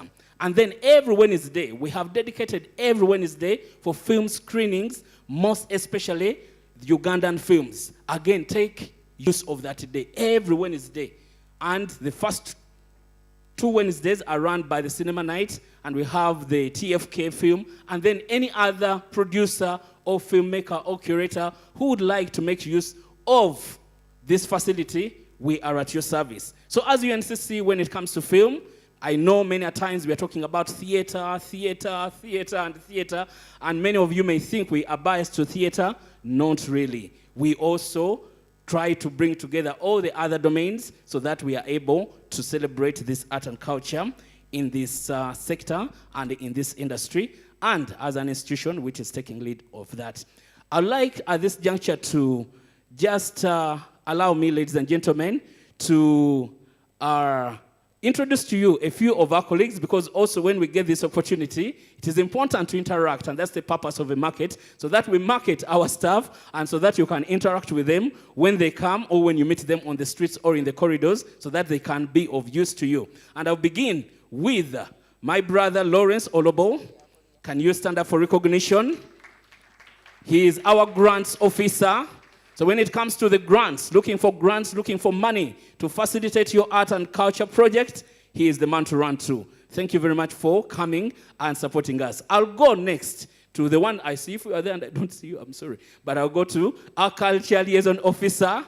That is Reverend George Okeng. He has also been, he's in charge of culture. When we talk about culture liaison, we have a number of cultural programs and cultural institutions. He liaises the institution, that is UNCC, with the traditional and cultural institutions that are spread all over the country. You know, Uganda has 65 ethnic groups. We are rich, and UNCC celebrated 65. So 65 ethnic groups, 65 years of UNCC. Truly cool. So, that is the Reverend George Okeng. Thank you very much. We have in the audience one more time, that is my brother Derek. Derek, can you stand up for recognition? Representing the marketing department. Thank you very much. That is Mr. Derek Seranga. Thank you very much for gracing this event. And if I peep around, and finally I'll come down to my brother, that is our curator, Mr. Philip Balimunsi. Can you stand up for recognition? Yes. I mentioned of Normal Gallery when I was starting my conversation here, and I said that UNCC is home to the Normal Gallery and the National Theatre, and Mr. Philip Balimunsi is our curator, the head of the visual arts at Normal Gallery. Thank you very much for making it here. I think, that is it. The control room is there. Mr. Leonard Okwari controlling the lights, and he's in action. Thank you very much. I think, I didn't have the script, so I think my script would come to an end at this level. Thank you very, very, very much. And may I take this singular honor, ladies and gentlemen, to welcome our chief guest. He's the ambassador for the European delegation here in Uganda, European Union delegation here in Uganda, His Excellency Jean Sadek.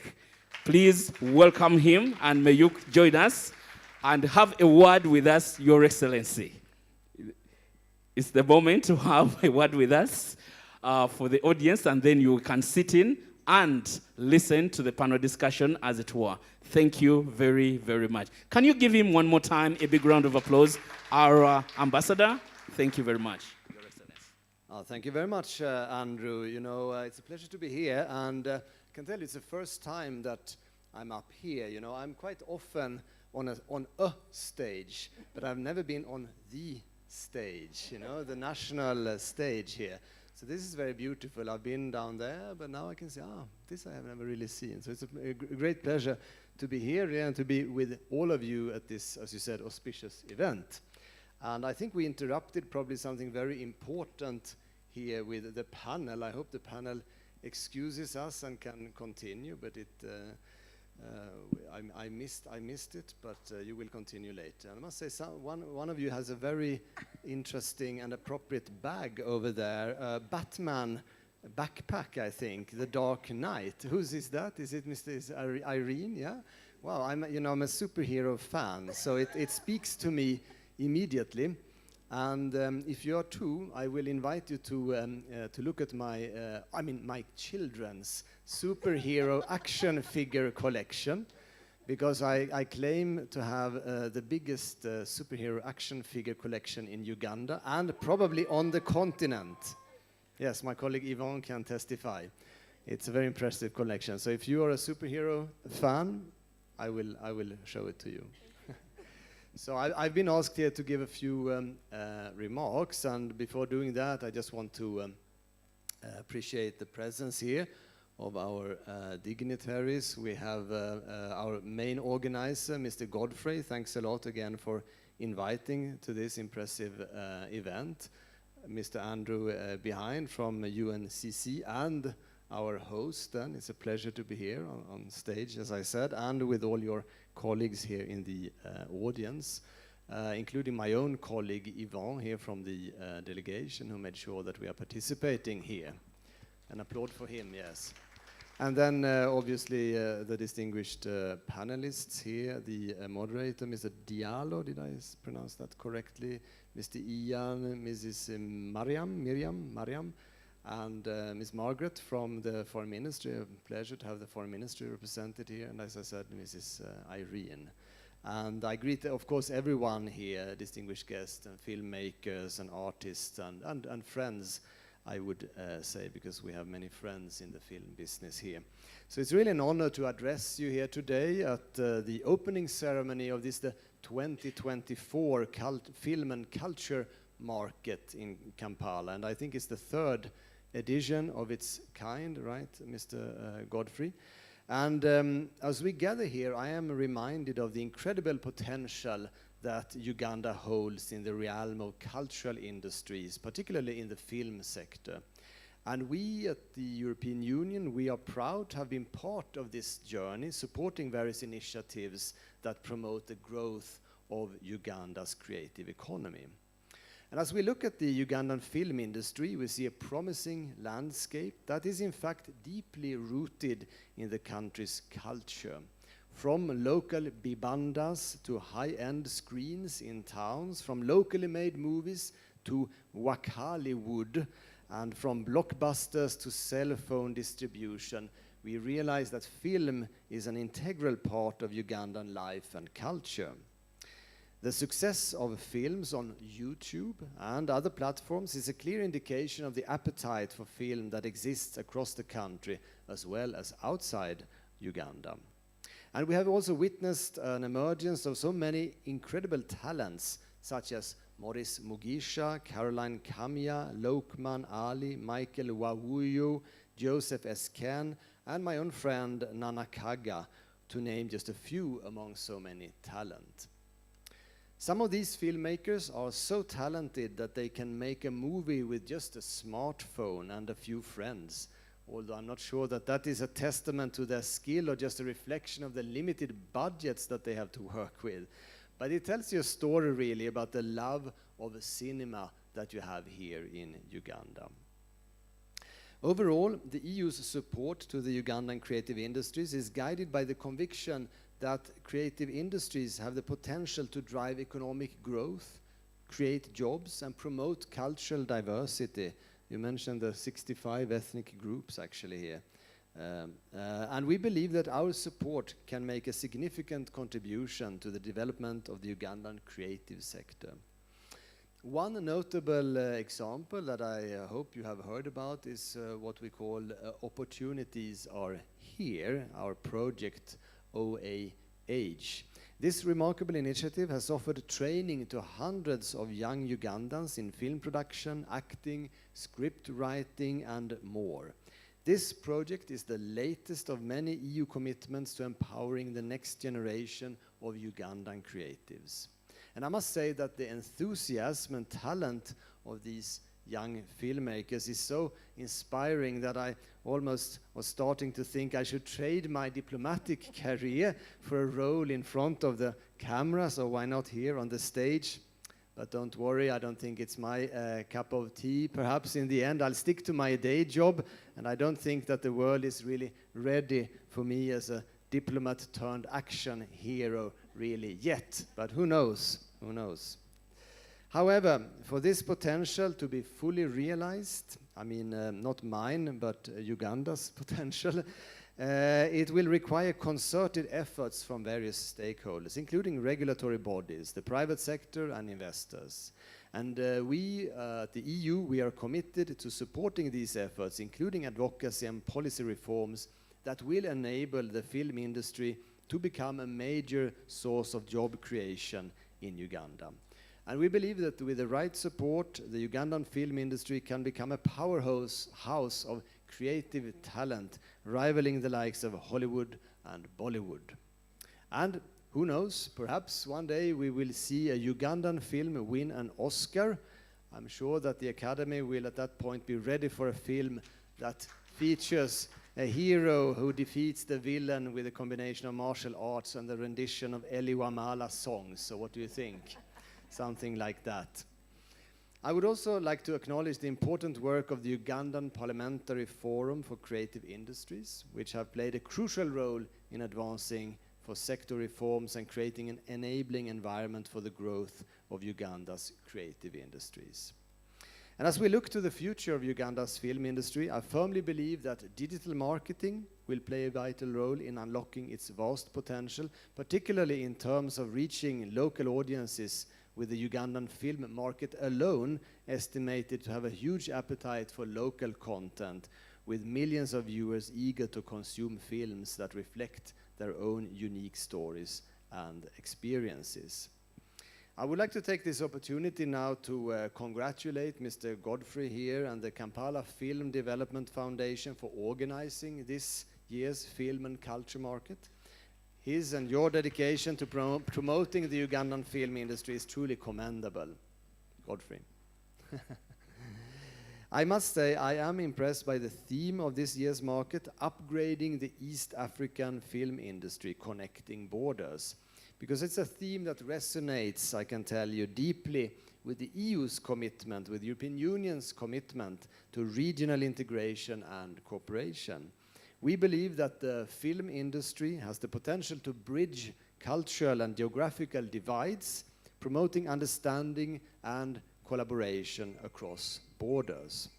And I can tell you, I was also, as was mentioned here, invited to walk the stalls, the exhibition area, very impressive number of exhibitors there, from the movie academy to the makeup and equipment and other things. And this just proves what I told you before and what has been told, the way that the film industry can really create jobs. For me, who normally only watches movies, I see the credits at the end, and you realize suddenly how many people are really involved and how that can contribute to a country's economy. And also I got evidence that there is really a good demand, for Ugandan movies on the domestic market, but also in the region. And this is, of course, very important to know. So there's a good demand, there's a lot of talent, there's even academies and so on. So I think it has really the future for it, the Ugandan film industry. And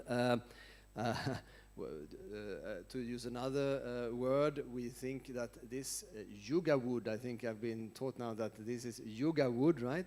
Will now start competing and become a new Nollywood, right? So we need to compete with other African countries who have done this journey before. And in conclusion, let me reiterate the European Union's commitment to supporting the growth of Uganda's film industry. We believe that with the right support, this industry can become a major driver of economic growth and job creation in the country, as I was saying. So we look forward to continuing our partnership with the Ugandan civil society, private sector and authorities to make this vision a reality. First of all, you should know that we are supporting another round of the Opportunities Are Here program, the sort of second edition, which will start its production pretty soon. I think Director Ian was with us outside. I can't see him in this room now. He has played an important role in the first edition and will now continue.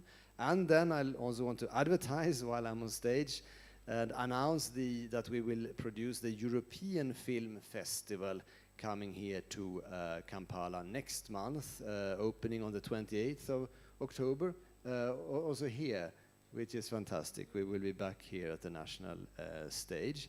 It is, as you may know, a celebration mainly of European cinema, showcasing a diverse range of films from across the European Union. And this year's festival, I can promise you, should be an exciting and entertaining event with a selection of films that will captivate the audiences of all ages. So with those words and some marketing, I conclude, and I wish you really successful and enjoyable film and culture market. Thank you very much. Thank you. Andrew, over to you, probably. Thank you very much, Your Excellency. A big round of applause, ladies and gentlemen, for Our Excellency, for those very warm and kind words. Okay. I will be concluding and then taking back this mic to our panel host. Once again, I would say there are three things I'm going to conclude with, then I hand over. His Excellency has announced another festival, which is a film festival, which is the European Union Film Festival, which we shall be hosting here on the 28th, 29th, 30th, and 31st. Okay, so film is really getting there. So make it a point to come and join us and be here on that day. That is in October, the coming month. And then thereafter, we shall be having the UNCC Annual Arts and Art Culture Festival, which will be on the 1st, 2nd, and 3rd of November. So great festivals are on their way coming. And then we shall be having the Kampala International Theatre Festival, which will be happening in the last week from the 25th into 25th, 26th, and 27th of November. And then at Bat Valley, I believe we still have our festival in November. In October, this time it is in October. So we shall be getting the dates. So art is really thriving. So mark those dates. Let us participate in these activities for the great growth of our sector. Finally, as I leave, and I intended this, is that we all know that last Wednesday we lost one of our mentors, one who educated a number of us. Some of us are in this building, and that is none other than the Reverend Father Grimes Damien, who passed away in the UK last Wednesday. Plans to bring the body, repatriate the body back are on the way, and we thank the government for that, because he willed that he be buried here. He's not a Ugandan, just to make it clear for those of us who may not know. He's a British, and he trained a good number of us here. I'm seeing Mr. Kwesi Kaganda. Can you stand up for recognition? Mr. Kwesi Kaganda. I'm seeing Julius Rugaya. Those are like key people. I'm seeing Mama Maria Ndagire here. Irene. A good number of us were trained by Father Grimes. So may we stand up for just a minute to pay tribute to this industrious person who made a name, who he trained us, as a moment of respect.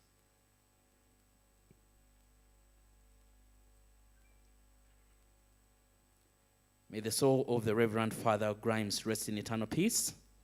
Amen. Thank you very much. And now, ladies and gentlemen, back to the third edition of the Film and Culture Market, and I'm handing over to our host, Mr. Dailo Sechide, who is a film producer and lecturer, a consultant at that. Mr., back to the session. Let us enjoy it. Thank you. Thank you so much. I would prefer to give you the microphone to take on. You're an amazing MC as well. Welcome back to an amazing commercial break. It seemed like one. Thank you so much to our guest of honor. We have been talking collaborations, and when we are in a space like this and then we see the European Union here, that means we are headed in the right direction. Because, European Union, Uganda, East Africa, and we want to exactly continue from where I stopped. I don't know if Margaret had made her final submission. It's on. I was in the middle of making a submission, but now that Ambassador Shadek is here, I'm going to swing straight to that. Ambassador Shadek, we were actually talking about co-production. Why? Because filmmaking is expensive, but a lot of the time you'll find filmmakers here that may not have money, but they have something else in kind. They may have talent, they may have the actual story, but even better, they may have location. And on a government level, we have been mandated to sell Uganda as a filmmaking destination. But the only way that can make money is if we have well thought out co-production treaties. And as you may know, co-production treaties are signed by ministries of foreign affairs. They're usually written into the cultural cooperation agreements that we sign with each other. I know we probably don't have one with the EU, but we have very many with EU countries. At least I know the one we have with France dates back to 1973. I have a copy. And it doesn't actually include co-production. And many of them were signed before the internet. And so when we have exchange programs based on a framework that was put in place before the internet, many of them are probably not going to benefit us or the other side under that framework. So very many of them need to be reviewed. And I'm ambushing you with this because I'm speaking a language you understand, so I'm very comfortable in that one. But thankful that Ambassador Shadegg is here. Please, thank you for doing that here. At least I can question you later what happened to the discussion we had before. Yes. I hope the ambassador will engage you as well on that. We are looking forward to the co-productions, yes, and this treaty is happening. Yes. Yes. Back to Irene. It was Irene, yes. Irene, I don't know if you had another submission, but I wanted to ask you something that is very crucial. I also want to ask Omumbeja the same. I don't know, you will give different perspectives. What defines a Ugandan story? What defines an East African story? Because this industry is flooded with westernized stories made Ugandan. Because most of our writers, producers see Korean stories, Hollywood stories, and what they just do is just change the language and probably the actors and the location, and we have missed something. I'm tasking the two of you into that. You want to start? I start. It's okay if you start. I think you But go first. I can also go first. You go first. Then Thank you. What defines a Ugandan story? It has to be a story about who we are and what we believe in, what our culture dictates, and what our problems are. So if you tell a story that has issues of somewhere else, it will not relate. It will not touch our souls, and we will not come to watch it. Do you agree with me that most of our stories are not typically Ugandan stories? Yes, somehow. Is it the problem of writers? Where could the problem be? I think we have... Is it the pressure from these other countries? No, we have watched a lot of other people's content. The internet is doing a lot. The television stations are not also helping. So if they are telling stories and you feel like maybe that Nigerian story was very good, the people loved it, I think I should just copy and paste and change the names to Ugandan ones. Ombeja, should I tell you that I'm disappointed in you about something? Why? I was a big fan of Nsitano and productions like that. These people used to do stage plays that really spoke Ugandan. I don't know, Nsitano, which was the other one? London Show. London Show. These are stories that were Ugandan. Unfortunately, okay, it was mostly staged. We have diverged into screenplay and we have failed to hit that mark. What is the problem? Can we have the likes of Nsitano come into a screenplay and something amazing? We would love that, but just like we've all talked about funding and all that, and then the distribution channels, the TV stations are not giving us that space, it becomes difficult for us to make the projects and keep them in our offices. So mainly that's the problem, but we are still here to tell those stories, and we have mentored very many people who can tell those stories the Ugandan way. That's amazing. When you talk about mentoring, when I'm writing with most of my co-writers, they ask me, but how do you write these things? I told them, I spend a lot of time with old people, so I know what Uganda is all about. So people who are writing, please sit with the likes of Mariam and Irene. You will tell a Ugandan story. Please, Irene. Okay, I will agree with what Mariam has said about what a Ugandan story is. Then I'll also go on the opposite side and say a Ugandan story, because art is art. Art is being creative. Art is when I, for example, are working on a project, if I've watched an Indian film or a film from India or one from Turkey and whatever, I'll get inspired, or I'll borrow a leaf of X, Y, and Z in order for me to produce this one product. So I think if we go back to the theme, Geoffrey's theme of across the borders, my story maybe an issue about Uganda or a story acted by Ugandans, but it will be influenced, the product I produce will be a product influenced by all the sorts of, all the different arts and creative things I've come in contact with. For example, I may decide to have my music with a bit of an oriental feel about it, but then use the Ugandan instruments or traditional, or something like that. So I don't know whether there's a specific standard of what a Ugandan story should be or a film should be like. In my opinion, I think it's what whoever's created it decides it to be. What I get from what you're saying, I think in music they call it a rendition, or like owning something that is not yours. In film, we do adaptations. You get a story from India, from the US, and you can adopt it into your society.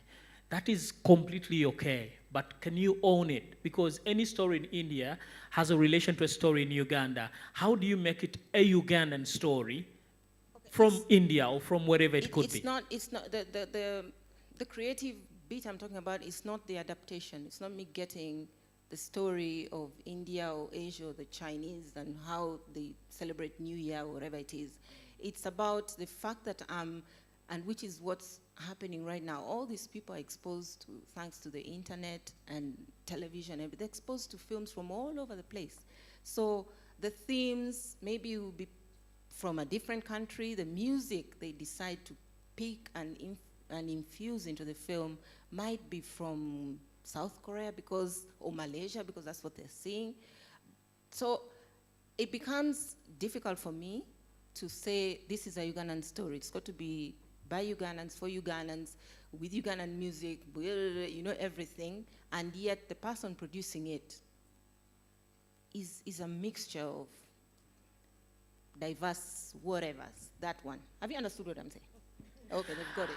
Ian, I had something really burning. Please, I'll give you a chance to first say that before I can ask you my own question. All right, thank you very much. On the issue of funding, so at KQ Hub, we are being the fiscal sponsor for the Culture and Art Community Impact Fund Africa. So the idea is that, having done the studies we talked about, we noticed that 4 things are quite impeding the growth and development of the creative sector. One is cultural infrastructure, like we talked about.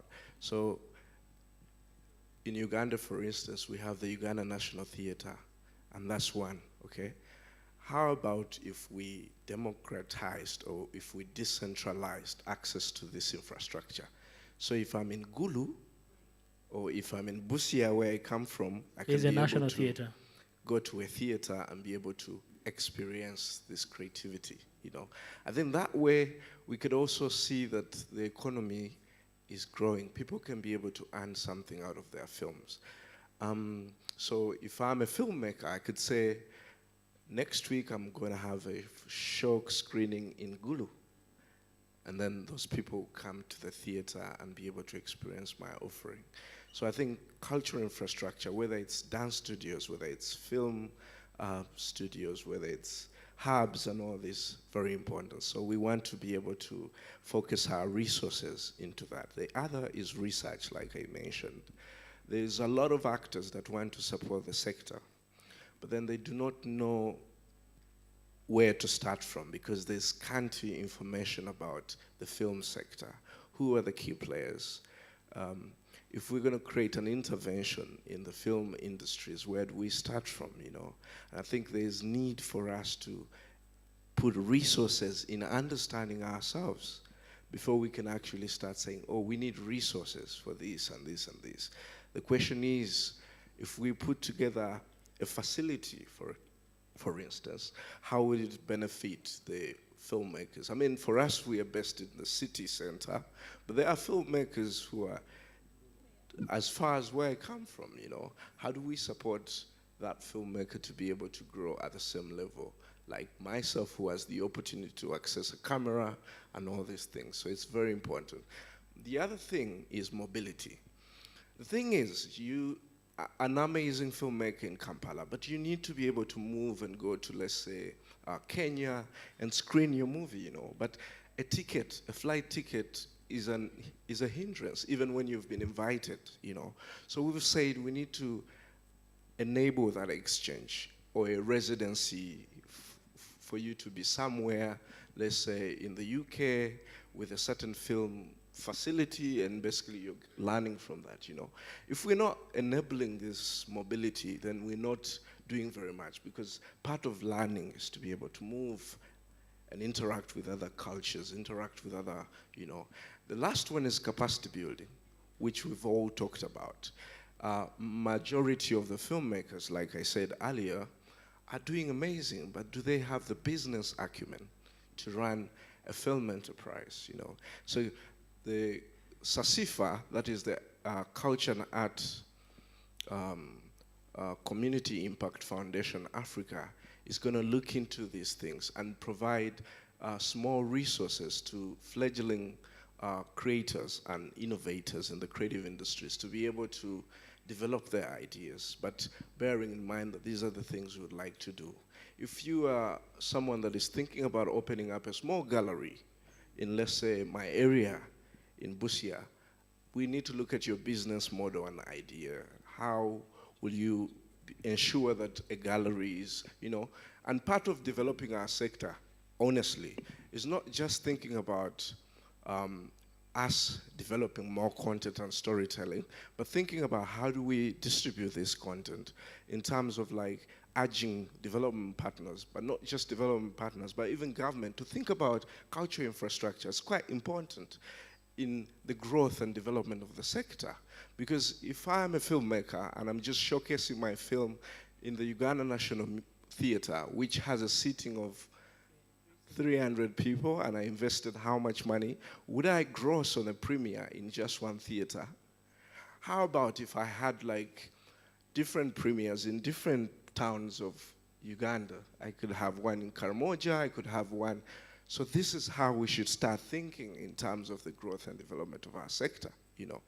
In as much as, I remember I was talking with Ivan recently, in as much as we want, of the EU, in as much as we want to have amazing roads, culture is very important.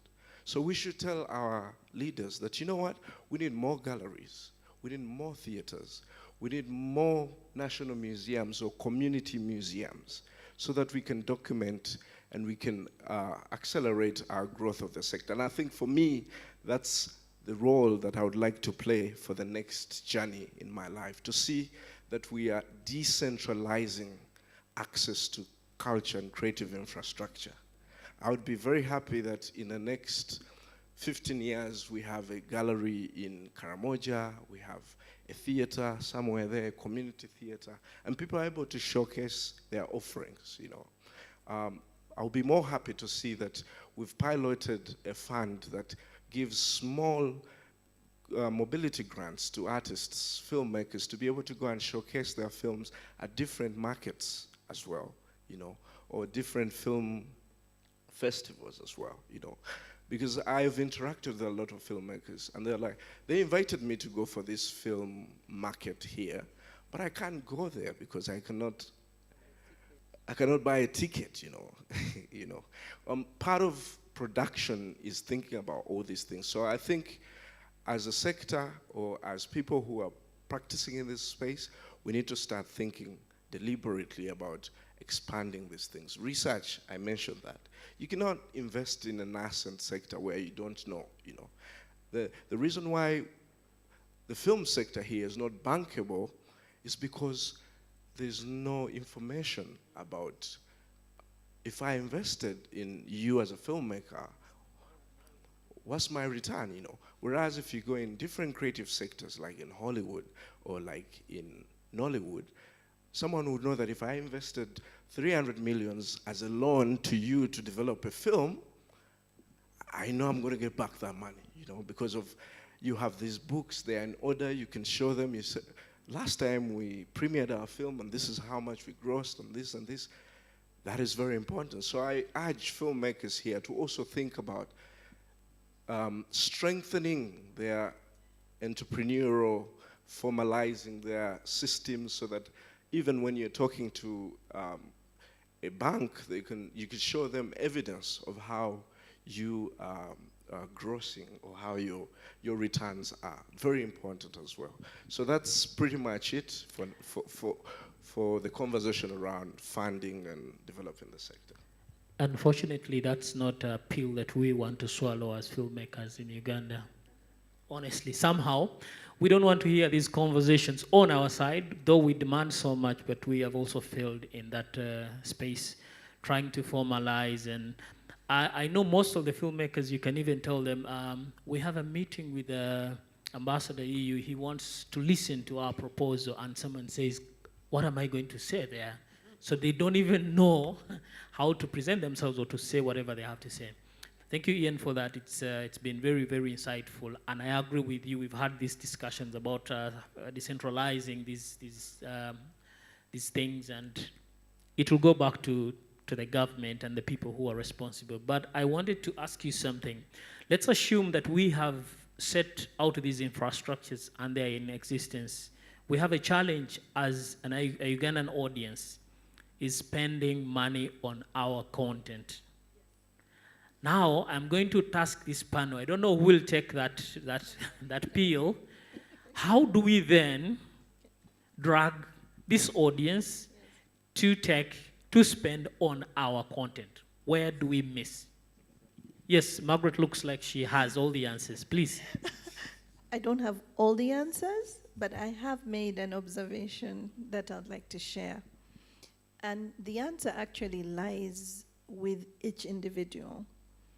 The determination that you will not demand for something for free, and the determination that you will pay for value. In other words, you will dig in your pocket and pull your hard-earned cash out to appreciate this person for the hard task or the hard job they've done. I know it's possible because we do it in the music industry. People will pay in any city in this town. They will pay 10,000, 20,000 to go for a concert, a music concert. And that music concert will probably last maybe as long as a 2-hour movie. So it will be 2 hours. But they will pay and they will fill a stadium and they will listen and leave. So we do know that we have the capacity to pay. But there's certain difficult things that are happening here today, and we need laws in place to protect intellectual property. Why? Because the first time people hear that a movie is coming out, they'll be looking for the bootleg copy. And many of us are storing bootlegs in our homes, and our children are learning that they can wait for the bootleg rather than, demand to go and pay at a box office. Please say a pirated copy in a layman's language so that Pirated people know we are bootleg all doing this outside there. Yes, we're doing pirated copies. That is theft. So people are stealing your work by not paying to come and watch it. And so we need to have protections in place for that. The same way, maybe they're stealing music, but at least the musicians are making some money. And it probably doesn't cost as much to put or record a song as it does to put a film together. And that's why I was saying it begins with us. You must determine in your home you will not have pirated anything. This, before it goes to the lowest level, we Yes. have distribution platforms like local television stations. Yes. These are also acting like the audience we are talking about. Yeah. Because the television station will say, I will buy your film for $500. You invested maybe 30, 40,000, 100,000. So is it going to be the regulation? Is it going to be the council? Is it going to be the ministry? Who is going to change the mindset of such platforms that have the capacity to pay this much money, but will put down your value of your art piece and say, we can only pay you this much? That's why I said that we need a film office. If you can have a Uganda National Cultural Center why can you not have a film office? Because it's all visual and performing arts. So if what it means is simply to develop that part of UNCC's mandate, then it needs to be done. Otherwise, we are supporting one half of the performers, but not the other. I wanted to add something to that. I think we are responsible as filmmakers. We did this. We did this, and I take some responsibility because I was there those days. Yeah, the quality of the stuff we're putting out. You want to earn 10,000, let me just say 10 million shillings from it. But the quality of the thing you're selling, honestly, is horrible. Even you wouldn't buy it if you're on the other side of the counter. Yeah? That's what I always say. As a filmmaker, you're producing something that you would buy if you were on the other side. Okay? Not as the producer, but as the buyer, as the customer. Would you pay that amount of money? So if you can't pay that amount of money, don't produce it. Okay? We are responsible. We are the ones who started producing anyhow lady, if you know what I mean. Because you're excited, you have a phone, you have this, let's put it, and then that's one. Two, we do, I think what Mariam said or someone said, you start going to the broadcaster, yeah, and we taught them that you can actually have it for free. And you know what they tell us? We shall air it, visibility. It's an opportunity for you to be seen by 20 million people in Uganda, and you're like, okay, here, free. So then how do we get to that level? And then there's also the level and seriousness that we have at the end of the day. At home, back home, you're launching or premiering your film, and then you want to invite 20 people to come for free. You yourself, it's your film. Yeah, do your kakuyege down, grassroots, whatever, and make sure, tell people, everybody come with 10,000. Let's go and what? And watch my movie. But I've seen it at the end of the day. You premiere, I don't know how it is nowadays. I haven't done it in a long, long time. They watch the movie, they all cry at the end of it all, they clap, they get over it. Then the DVDs are there. You say DVDs are for sale, and then you only sell 2. Only 2 people. And the price of those DVDs those days is not even like out of this world, but only 2 people buy. Then you fail to understand. They loved, they cried, they were with you all the way. They said this is a fantastic thing, but then they're not ready to put anything there. So yes, whereas the government structure, standards, all those things have a role to play, this is a joint effort. Even we as filmmakers, stop giving out your films for free. Because you didn't produce it for free. You put in money in there, right? Don't give it out for free, and don't give it away at a giveaway price. I think Ian will speak to that in terms of business. Yeah. You do that, where are you going to get the money to do the second one? To produce the second one, yeah. Yeah, but I think also we need to look at the underlying fact about our community. We're very much people who do not want to get something out of, but we just want to do it because it's community, you know. So it's part of our DNA, you know. I want to be part of something because I know it contributes to something, you know. And it's probably why we are not catching up, because we're not very much capitalistic in a sense. So we're not selling everything. We're giving out because we're a community. If I have a jackfruit, we're going to share with everyone, you know. It's not going to be like I'm going to go to the supermarket and buy it like in other developed culture economies. But maybe what I wanted to say is that government has a very big role to play in enabling this kind of win-win situation, you know. When I was in France, for instance, I asked some of the people who were running the community cinemas and theaters, how do you sustain yourselves, you know? And I think what the curator told me was government has played a big role in enabling us to be able to run our facilities and be able to get something out of them. But we don't get much, you know, because even sustaining a space like that would mean you have to pay the bills and all these things and all that, you know. I think it's a very important thing for government to prioritize arts and culture, for us to see that it benefits the people, you know, themselves. And I think that's very, one of the things that I keep talking about. But also, I think we need to find ways of how to entice the general public or community to be able to interact with these films. Films that are very realistic to our lived experience would be very much welcome, and I think most people will be interested in buying a ticket or being part of something like that. So we also have to tap into our inner imagination as storytellers to think more in terms of what would really work for my community to push that narrative. Yeah, thank you so much, Ian. We have about 10 minutes to finally end this. I have one last thing I would want to ask my panelists. Maybe I'll first throw it to Mumbeja, or anybody else could take it on. As creatives, what I've experienced in this industry, they will think about the money after the film is already out. And I don't think in any business community that makes sense.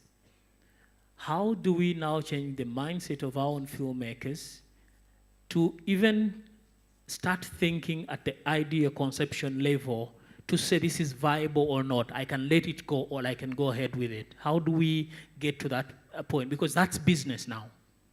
Thank you. I got a chance to send my son to New York Film Academy to do a short course in producing for TV and film. And he told me one thing that shocked me. If you're going to make a movie and you have a budget of 50 million for the movie, marketing should be equally 50 million. Should be actually 60%. So I have changed my mindset now. Even you? Yes. So, ladies and gentlemen, if you're going to make a movie of 20 million, have 20 million for marketing. Because this is a business, you're going to invest the 20 million in there and nothing will come out because you don't have a marketing budget. Plain, that's it. Look at it in that direction, you're going to make money. Wow, and the marketing involves the research as well. So it's the marketing and research. You need to know who's going to buy, how much, for how long. Wow. Finally, as we wind up, I'm going to ask one question we usually don't want to ask. It's about legislation, I think. What should we task the government? Because we have all these problems. As producers, we involved, creatives and everything. What should we task the government? Apart from asking for the commission, for the Films Council or the industry, what more? Is it everything that Ian has mentioned about infrastructure? Is there anything else we could ask the government? Yeah. I think it's also making it mandatory. We learn most of the things at the formative stages. And I think it's very important for us to incorporate this aspect into the school system, you know, so that people grow up knowing that they need to appreciate our theater, they need to appreciate our music, they need to appreciate our dance and all this stuff. So I think it's very important for us to be deliberate about supporting the arts and culture. But where you have a government that does not really care about the arts and culture, but use it as a political weapon, or maybe to protect themselves, then you don't get much from that, you know. I keep hearing the president say, the art people, we can wait. Let's focus on science, you know. But I think arts is about community development, and it is as much important as sciences. But so, arts is a science. When you talk about visual arts, when I was talking to Margaret and I said, we mostly buy cars because of their design, not because of the engine. So there is a designer who went ahead and came up with this concept that looks amazing. None of you will buy a car because it has a beautiful engine. It's because of how it looks, you know. So there was an artist before this so-called scientist came in place, right? Yeah. So if you're talking about us artists to be aside, to have a beautiful structure of the parliament, there is an artist, right? So you can't take art away from science. Actually, art is the mother of science. You need to be an artist, then you become a scientist. In film, we have artists. To use a camera, you need to know the technical aspects of a camera, right? So what he said was very powerful. Most of us joined the film industry because some things had failed. And that's what is happening. Most creatives here, MDD, it's called what in full? Musiru Daladala. That's how it's defined. This person is a failure in life. So imagine if we started film in senior one, it's part of the course units. Just imagine, and someone has to go through this. So would be very deliberate in having people, not having the people who just walk in and out because ebieno began. So that's very important and very powerful. Please, Irene. And then I'll say this about government. My opinion is a crazy one, but I believe you are government. Each one of you is government. I think I waited for government to bring in everything, and I ended up making no film because I was waiting for government. Then I decided and woke up and said, I am government. So what can I do? Use what you have. You are government in your own sense, in your own right. Stop waiting for government. And there are things, absolutely I agree, there are things which government has to do and put in place. There are things which donors and whatever can come and do, okay? But there are things that government is not going to do for you, and these donors are not going to do for you. You have to do it, okay? So this whole business, I'm sorry, and you can abuse me on social media. I'm not on them anyway, or any of those platforms. So, but the reality is, stop waiting for someone else to do something. And then even someone who has done something, you're criticizing them, and yet you can't do a quarter of what they've done. I've given you authority to abuse me thereafter. However, you are government.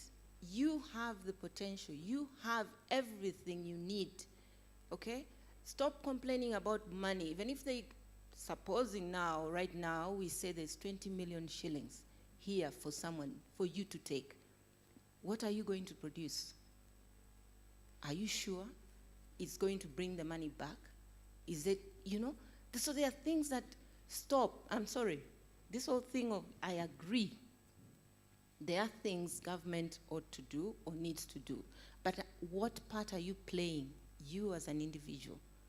Okay, are you going to wait for government to teach you how to hold a camera? Are you going to wait for government to teach you how to register your company? Your company, yeah. Yeah, what Diallo is saying. Are you going to wait for government to tell you, right now, do you have a passport? A very simple thing like that. I've talked about the national ID. You don't have it. You don't even have a passport. An opportunity comes, you cannot qualify. They've been selected to go for a film festival and they don't have a passport. You've submitted your film and whatever, and it's the last thing you expected that maybe it would be accepted or go through, and so you never thought of a passport. Then last minute, you're running to EU and whoever. Now guess what? But I and don't you have get a frustrated, you complain about the government. And then government. you complain about the government. So honestly, stop waiting for government. Get whatever you have right now in your hands, move. Government will find you along the way. Thank you. Opportunity favors a prepared mind, so you need to be prepared as an artist. Do what you have to do in your capacity. If we are talking about film with this panel, it will require maybe a week or a month. I know you had Irene had started. Let's stop there. I'm going to give my panelists a chance, everybody, to give us their concluding remarks, and then we will wind this up, probably start to do the meet and greet, probably take a few pictures with our ambassador. Yeah, please, my panelists, whoever, you can take it as well. Your closing remarks for our audience. All right, thank you. I just wanted to talk to the filmmakers out there. Storytelling is very important. It's a reflection of who we are. And don't stop at what you're doing.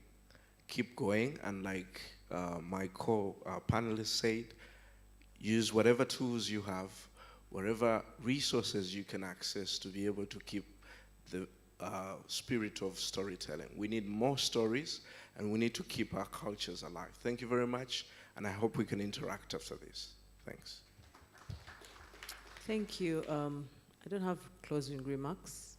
If you have a question or two, I would take them so that I close it like that.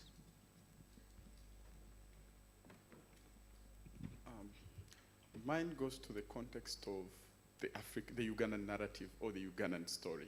It's been 62 years since such a conversation came to the fore at National Theatre and Makerere University. The question is, who defines what a Ugandan story is? The Ugandan. I would say the Ugandan. because I'm going to tell a story of a Ugandan, I have to really know who a Ugandan is. And if we tell a story that is not Ugandan because we are not looking back at our culture, then we are not telling a Ugandan story. I have seen people seated on borders, right? Have you seen someone putting a hand like this or this side? You've seen that? It's the leg. So that is the indicator that I'm turning. I don't know if it happens in Britain or the US, but if I'm making a Ugandan story and my actor does this, someone who watches it in Bollywood will say, what is he doing? No, he's indicating. Then he say, wow, Ugandans indicate like this. I believe contextually, these minor details about the way of living define a story because it is attached only to that society. So who defines is you understanding as a creative, what are those details that tell the society? So the world will interpret by seeing and interpreting what you have given them. Hope it answers the question. Yes. He's not shaking his head. I don't know if it is right. Was that a good answer for you? The reason why I asked that question is because he asked the same question, that are those stories our stories, yet they are being told by the same Ugandans through films. So that's why I was a little bit torn between, if these are Ugandans telling a memory from their own projection and point of view, why do you question their story of being Ugandan enough or Ugandan enough to qualify to be Ugandan? So that's why I asked, who defines a Ugandan story? Before we even go to them, to tell them that what you're telling the world is not a Ugandan story. From which perspective are we standing to ask them whether it's a Ugandan story or not? But also I'm coming from a colonial perspective, where we come from a background of being a British protectorate, and we study things that are not entirely related to our legacy, but they are entirely colonial memories. And this is who we are of recent, and this is what defines us. So the question is that who we are traditional as Ugandans? So, but also the evolution of our culture with the travel experiences. For example, the gentleman who went to New York to study about film production. Chances are high his ways of producing film and the mindset is going to shift given that particular travel experience. So the question is, who defines the Ugandan story? Assuming I'm a funder and I've seen Uganda from a perspective of pushing the hand, is that the Uganda we want to publish? Is it the Uganda you want to see? Won't someone see it and say, that is illegal? So who defines the Ugandan story? I think it's something we need to deeply think about. I know no one will have an answer. It's something we've grappled with. Our forefathers in theater, in the visual art, grappled with that question, and surprisingly, the people who debated it were coming from the diaspora. And at the time, when they tried to define what Africa and Uganda should be, everyone dismissed them because they thought they were coming from the UK and France. So currently, who defines our story, and who will take it in to be proud of it and say this is a Ugandan story? Thank you. Anyone wants to? The only thing I wanted to address what he said, the boy who goes to the US is supposed to get the science of producing.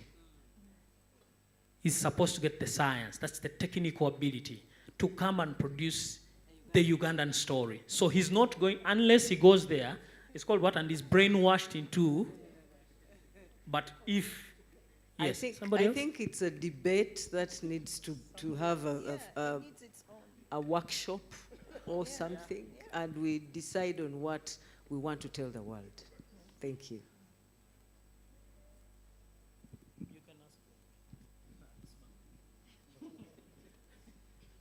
Thank you. Semju Isma, a sound engineer, and also do produce on the side. My submission is to you, Omumbeja, and it's a request that you can probably deliver to our governing body. You talked about distribution, and the question that always rings in my head is, when we do these movies, where are they screened? As filmmakers, do we think about the distribution pattern before we even go to the field to shoot? We want Ugandans to watch them, but how do they access these movies? The audience can't come to the cinemas. That's the bitter fact. Because throughout the screenings that we usually have during the UFF festival, the turn-up is poor. And how about we go back to the Ebibanda? When we were growing up, Ebibanda were a thing. Community screenings were a thing. Personally, I got to be sold to be part of the arts by watching some of you come to our communities to perform the stage dramas. How about we use that pattern during these festivals? Instead of putting these movies at the National Theatre, in the cinemas at Acacia, people are afraid to go there. How about we go to them? They fail to come to us. Why not go to them and screen these movies every night in the market centers, in the community playfields, and so on? Even if we are charging them 1,000 or 2,000, right now we are not at a stage of looking at the crazy returns, but selling our product to the community. They need to know us. That's a submission that I request that you deliver to the community, the leaders. Thank you. Thank you so much. That is something to think about. That's a conversation actually that's been going on for a long time. It has its own challenges. I'm also a producer, Isma, but because the funding is hard, at the same time when a producer thinks of taking your movie to a Chiwanda for 1,000, and there's no way you can inflate that audience to 5,000 or 10,000, it will require you to screen your movie in about maybe 100 cinemas, Bibandas, for that to get the return. So it's a conversation that is really ongoing. Producers are thinking about it, but because the funding is also a big hassle. But my only answer would be otherwise is if people are not coming to Acacia, to Arena Mall, where are they watching the movies they're watching? They're using their phones. So can we now attack them from their mobile phones, from their YouTube and those platforms, and see if it also makes sense? But I do understand that's something that it's a long conversation, otherwise we shall have to spend here the whole day. I will cut it from there. We'll have another workshop about why don't we go to Bibanda. It's a good one. We shall have to fight about it. Let's take that last We will hand. take one last person because we have a guest of honor. We don't want to keep people here for the entire time. It's past lunch time. I'm also hungry. Yes, Mr. Tiaba. Unfortunately, you need to come to me. Oh, Esther will help.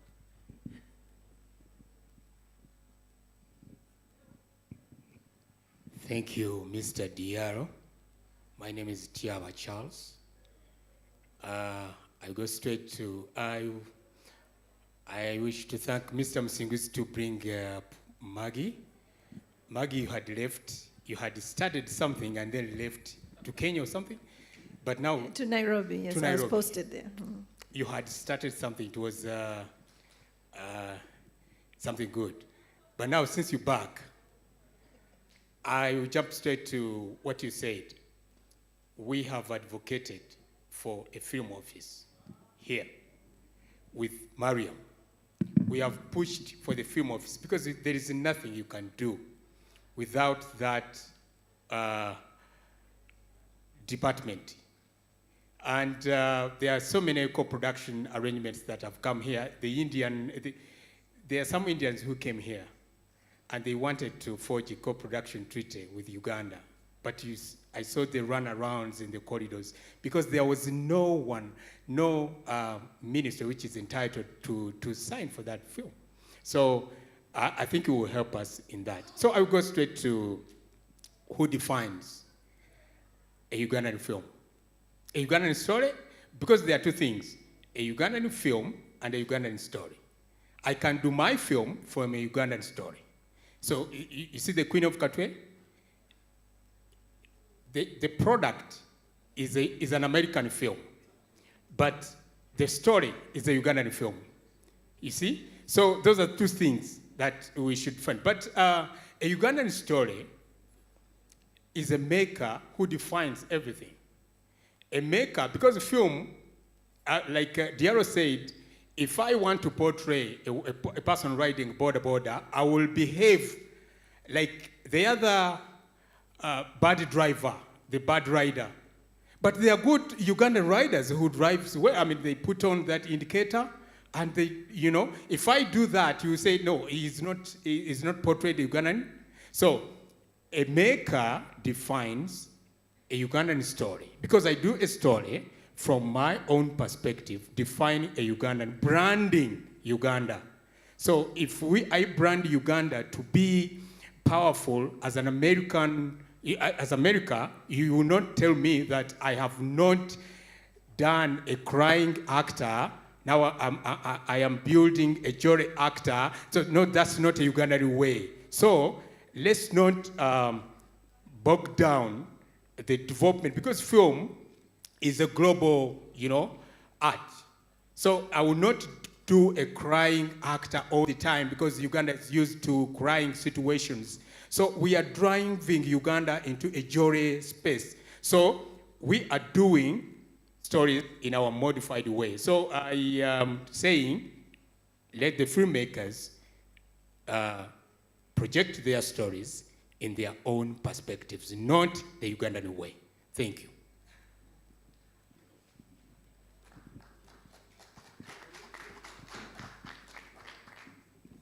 Unfortunately, I can't have any other person because of time. My boss has told me I will not be paid unless I end this. Please, I'll give a chance to the remaining to just wind up and in 5 minutes, and we'll have this closed. Please. I would like to push for authenticity. That is the last word that I have. On my end, as an official of the Ministry of Foreign Affairs, I promote what is Ugandan. And the easiest product to speak for is an authentic product. So that is what I'll leave with the audience. Be authentic in your product. There's so much of it out there. I would love to see a film about the Uganda matters. I would like to see an origin film of Chintu and Nambi done to a level that it will be globally resonant. In other words, anybody around the world will be prepared to pay the way they'll pay to watch Batman. We would like to see movies like that. Thank you. Okay. Thank you very much for the opportunity, including coming here. My final words with you are, we've used the same words, but differently. Collaborate, partnerships, yeah.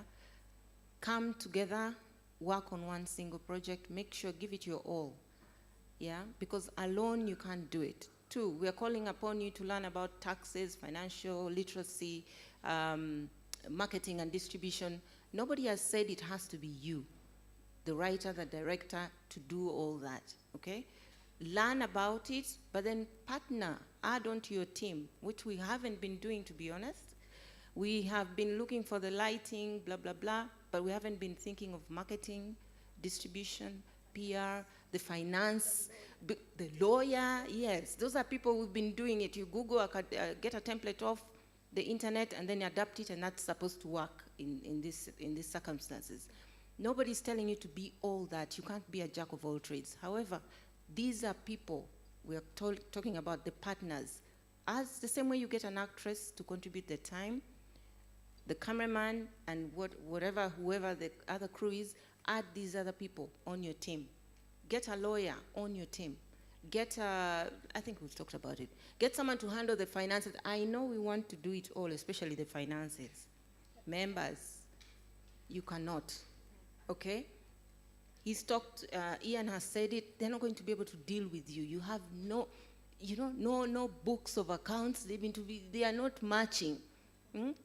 Hire someone or get someone on board qualified to do that. And personally, I'm looking forward to seeing each of your productions, the next one, okay? Because you can do it. I believe in you. Thank you. Thank you so much. The last thing you've mentioned, it's the reason why we've seen DSTV Malchus dealt with a particular individuals. It's not because it's corruption, it's because some of these entities have positioned themselves in that capacity that they can be trusted. Everything is in line. Most of us are backstage complaining, Tebatwagala, we don't give corruption and all that, but it's not the point. It's because the other companies have aligned themselves into what they are supposed to be. I am humbled to have you as my panelist. I was actually fearing, I told Godfrey, am I the right person to talk to these people? It's like, you go and try. I think I've done an amazing job. I'm blowing my own trumpet. My name is Diallo. Thank you for being an amazing audience. I know most of you wanted to ask a zillion questions. We will do this next time, the 4th edition. Enjoy yourselves, and please stay and call more people to be part of this. This is where everything starts. I wish you a lovely afternoon. God bless you.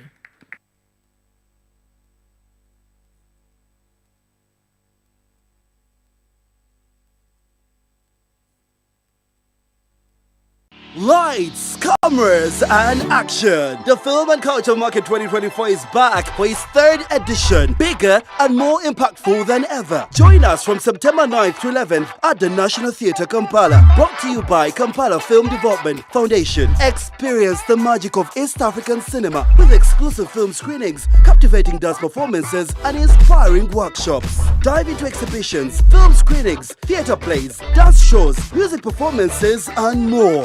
Mark your calendars for September 9th to 11th at the National Theatre Kampala. Be a part of the story at the Film and Culture Market 2024. Gates open at 9 a.m. to 10 p.m. Book your slot now. Sponsored by UNCC, Baimba Foundation, Saladin Media, and Pepsi. Thirsty for more? Visit www.kfdf.org for more information. Lights, cameras, and action. The Film and Culture Market 2024 is back for its 3rd edition, bigger and more impactful than ever. Join us from September 9th to 11th at the National Theatre Kampala. Brought to you by Kampala Film Development Foundation. Experience the magic of East African cinema with exclusive film screenings, captivating dance performances, and inspiring workshops. Dive into exhibitions, film screenings, theatre plays, dance shows, music performances, and more. Mark your calendars for September 9th to 11th at the National Theatre Kampala. Be a part of the story at the Film and Culture Market 2024. Gates open at 9 a.m. to 10 p.m. Book your slot now. Sponsored by UNCC, Baimba Foundation, Saladin Media, and Pepsi. Thirsty for more? Visit www.kfdf.org for more information.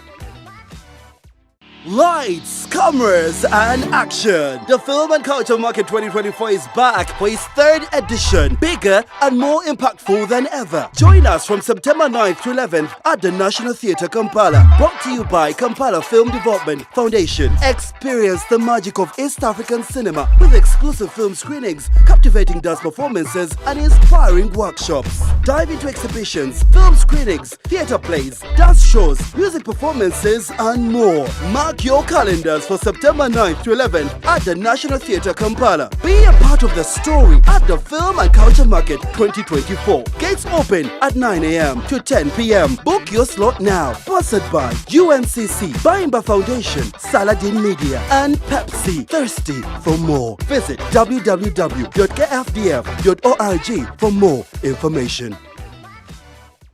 Lights, cameras, and action. The Film and Culture Market 2024 is back for its 3rd edition, bigger and more impactful than ever. Join us from September 9th to 11th at the National Theatre Kampala. Brought to you by Kampala Film Development Foundation. Experience the magic of East African cinema with exclusive film screenings, captivating dance performances, and inspiring workshops. Dive into exhibitions, film screenings, theatre plays, dance shows, music performances, and more. Mark Mark your calendars for September 9th to 11th at the National Theatre Kampala. Be a part of the story at the Film and Culture Market 2024. Gates open at 9 a.m. to 10 p.m. Book your slot now. Sponsored by UNCC, Baimba Foundation, Saladin Media, and Pepsi. Thirsty for more? Visit www.kfdf.org for more information.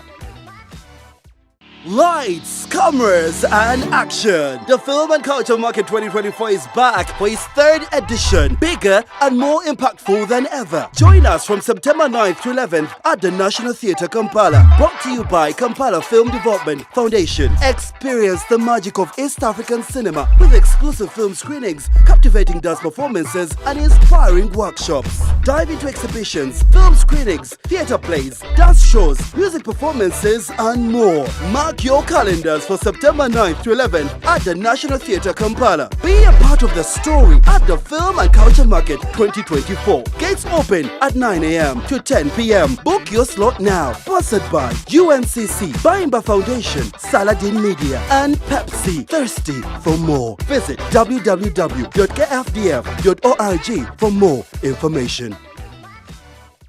Lights, cameras, and action. The Film and Culture Market 2024 is back for its third edition, bigger and more impactful than ever. Join us from September 9th to 11th at the National Theatre Kampala. Brought to you by Kampala Film Development Foundation. Experience the magic of East African cinema with exclusive film screenings, captivating dance performances, and inspiring workshops. Dive into exhibitions, film screenings, theatre plays, dance shows, music performances, and more. Mark your calendars for September 9th to 11th at the National Theatre Kampala. Be a part of the story at the Film and Culture Market 2024. Gates open at 9 a.m. to 10 p.m. Book your slot now. Sponsored by UNCC, Baimba Foundation, Saladin Media, and Pepsi. Thirsty for more? Visit www.kfdf.org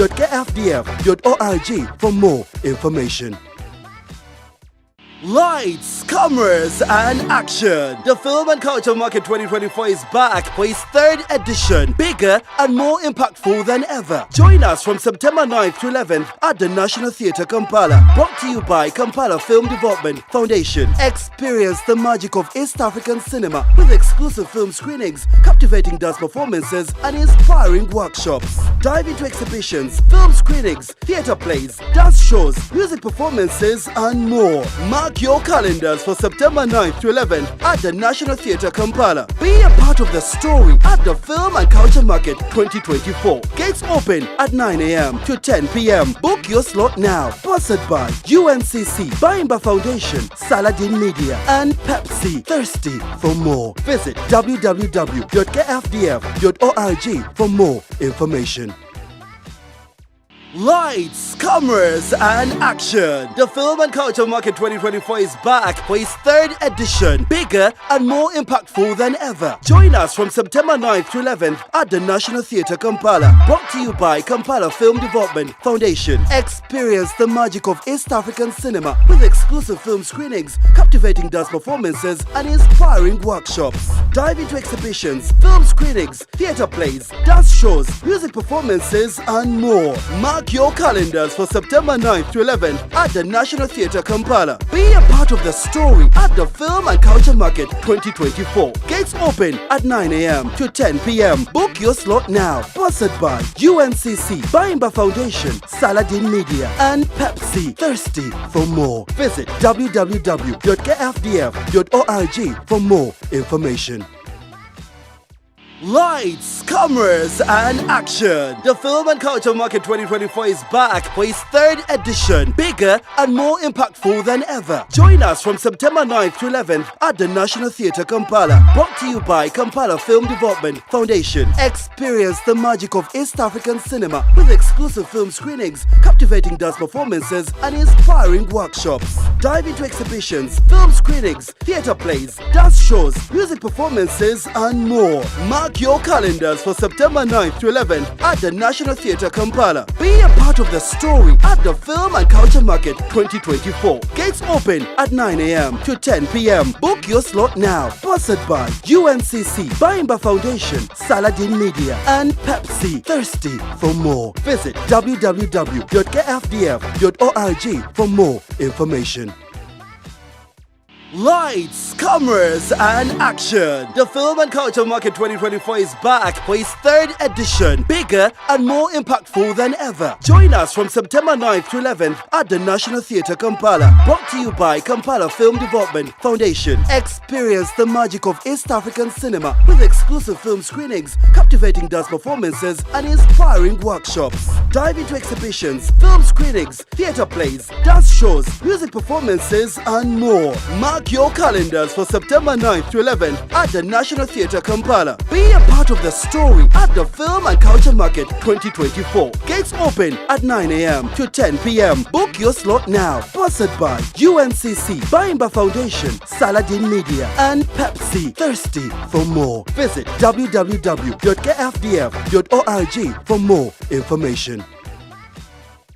Lights, cameras, and action. The Film and Culture Market 2024 is back for its third edition, bigger and more impactful than ever. Join us from September 9th to 11th at the National Theatre Kampala. Brought to you by Kampala Film Development Foundation. Experience the magic of East African cinema with exclusive film screenings, captivating dance performances, and inspiring workshops. Dive into exhibitions, film screenings, theatre plays, dance shows, music performances, and more. Mark your calendars for September 9th to 11th at the National Theatre Kampala. Be a part of the story at the Film and Culture Market 2024. Gates open at 9 a.m. to 10 p.m. Book your slot now. Sponsored by UNCC, Baimba Foundation, Saladin Media, and Pepsi. Thirsty for more? Visit www.kfdf.org for more information. Lights, cameras, and action. The Film and Culture Market 2024 is back for its third edition.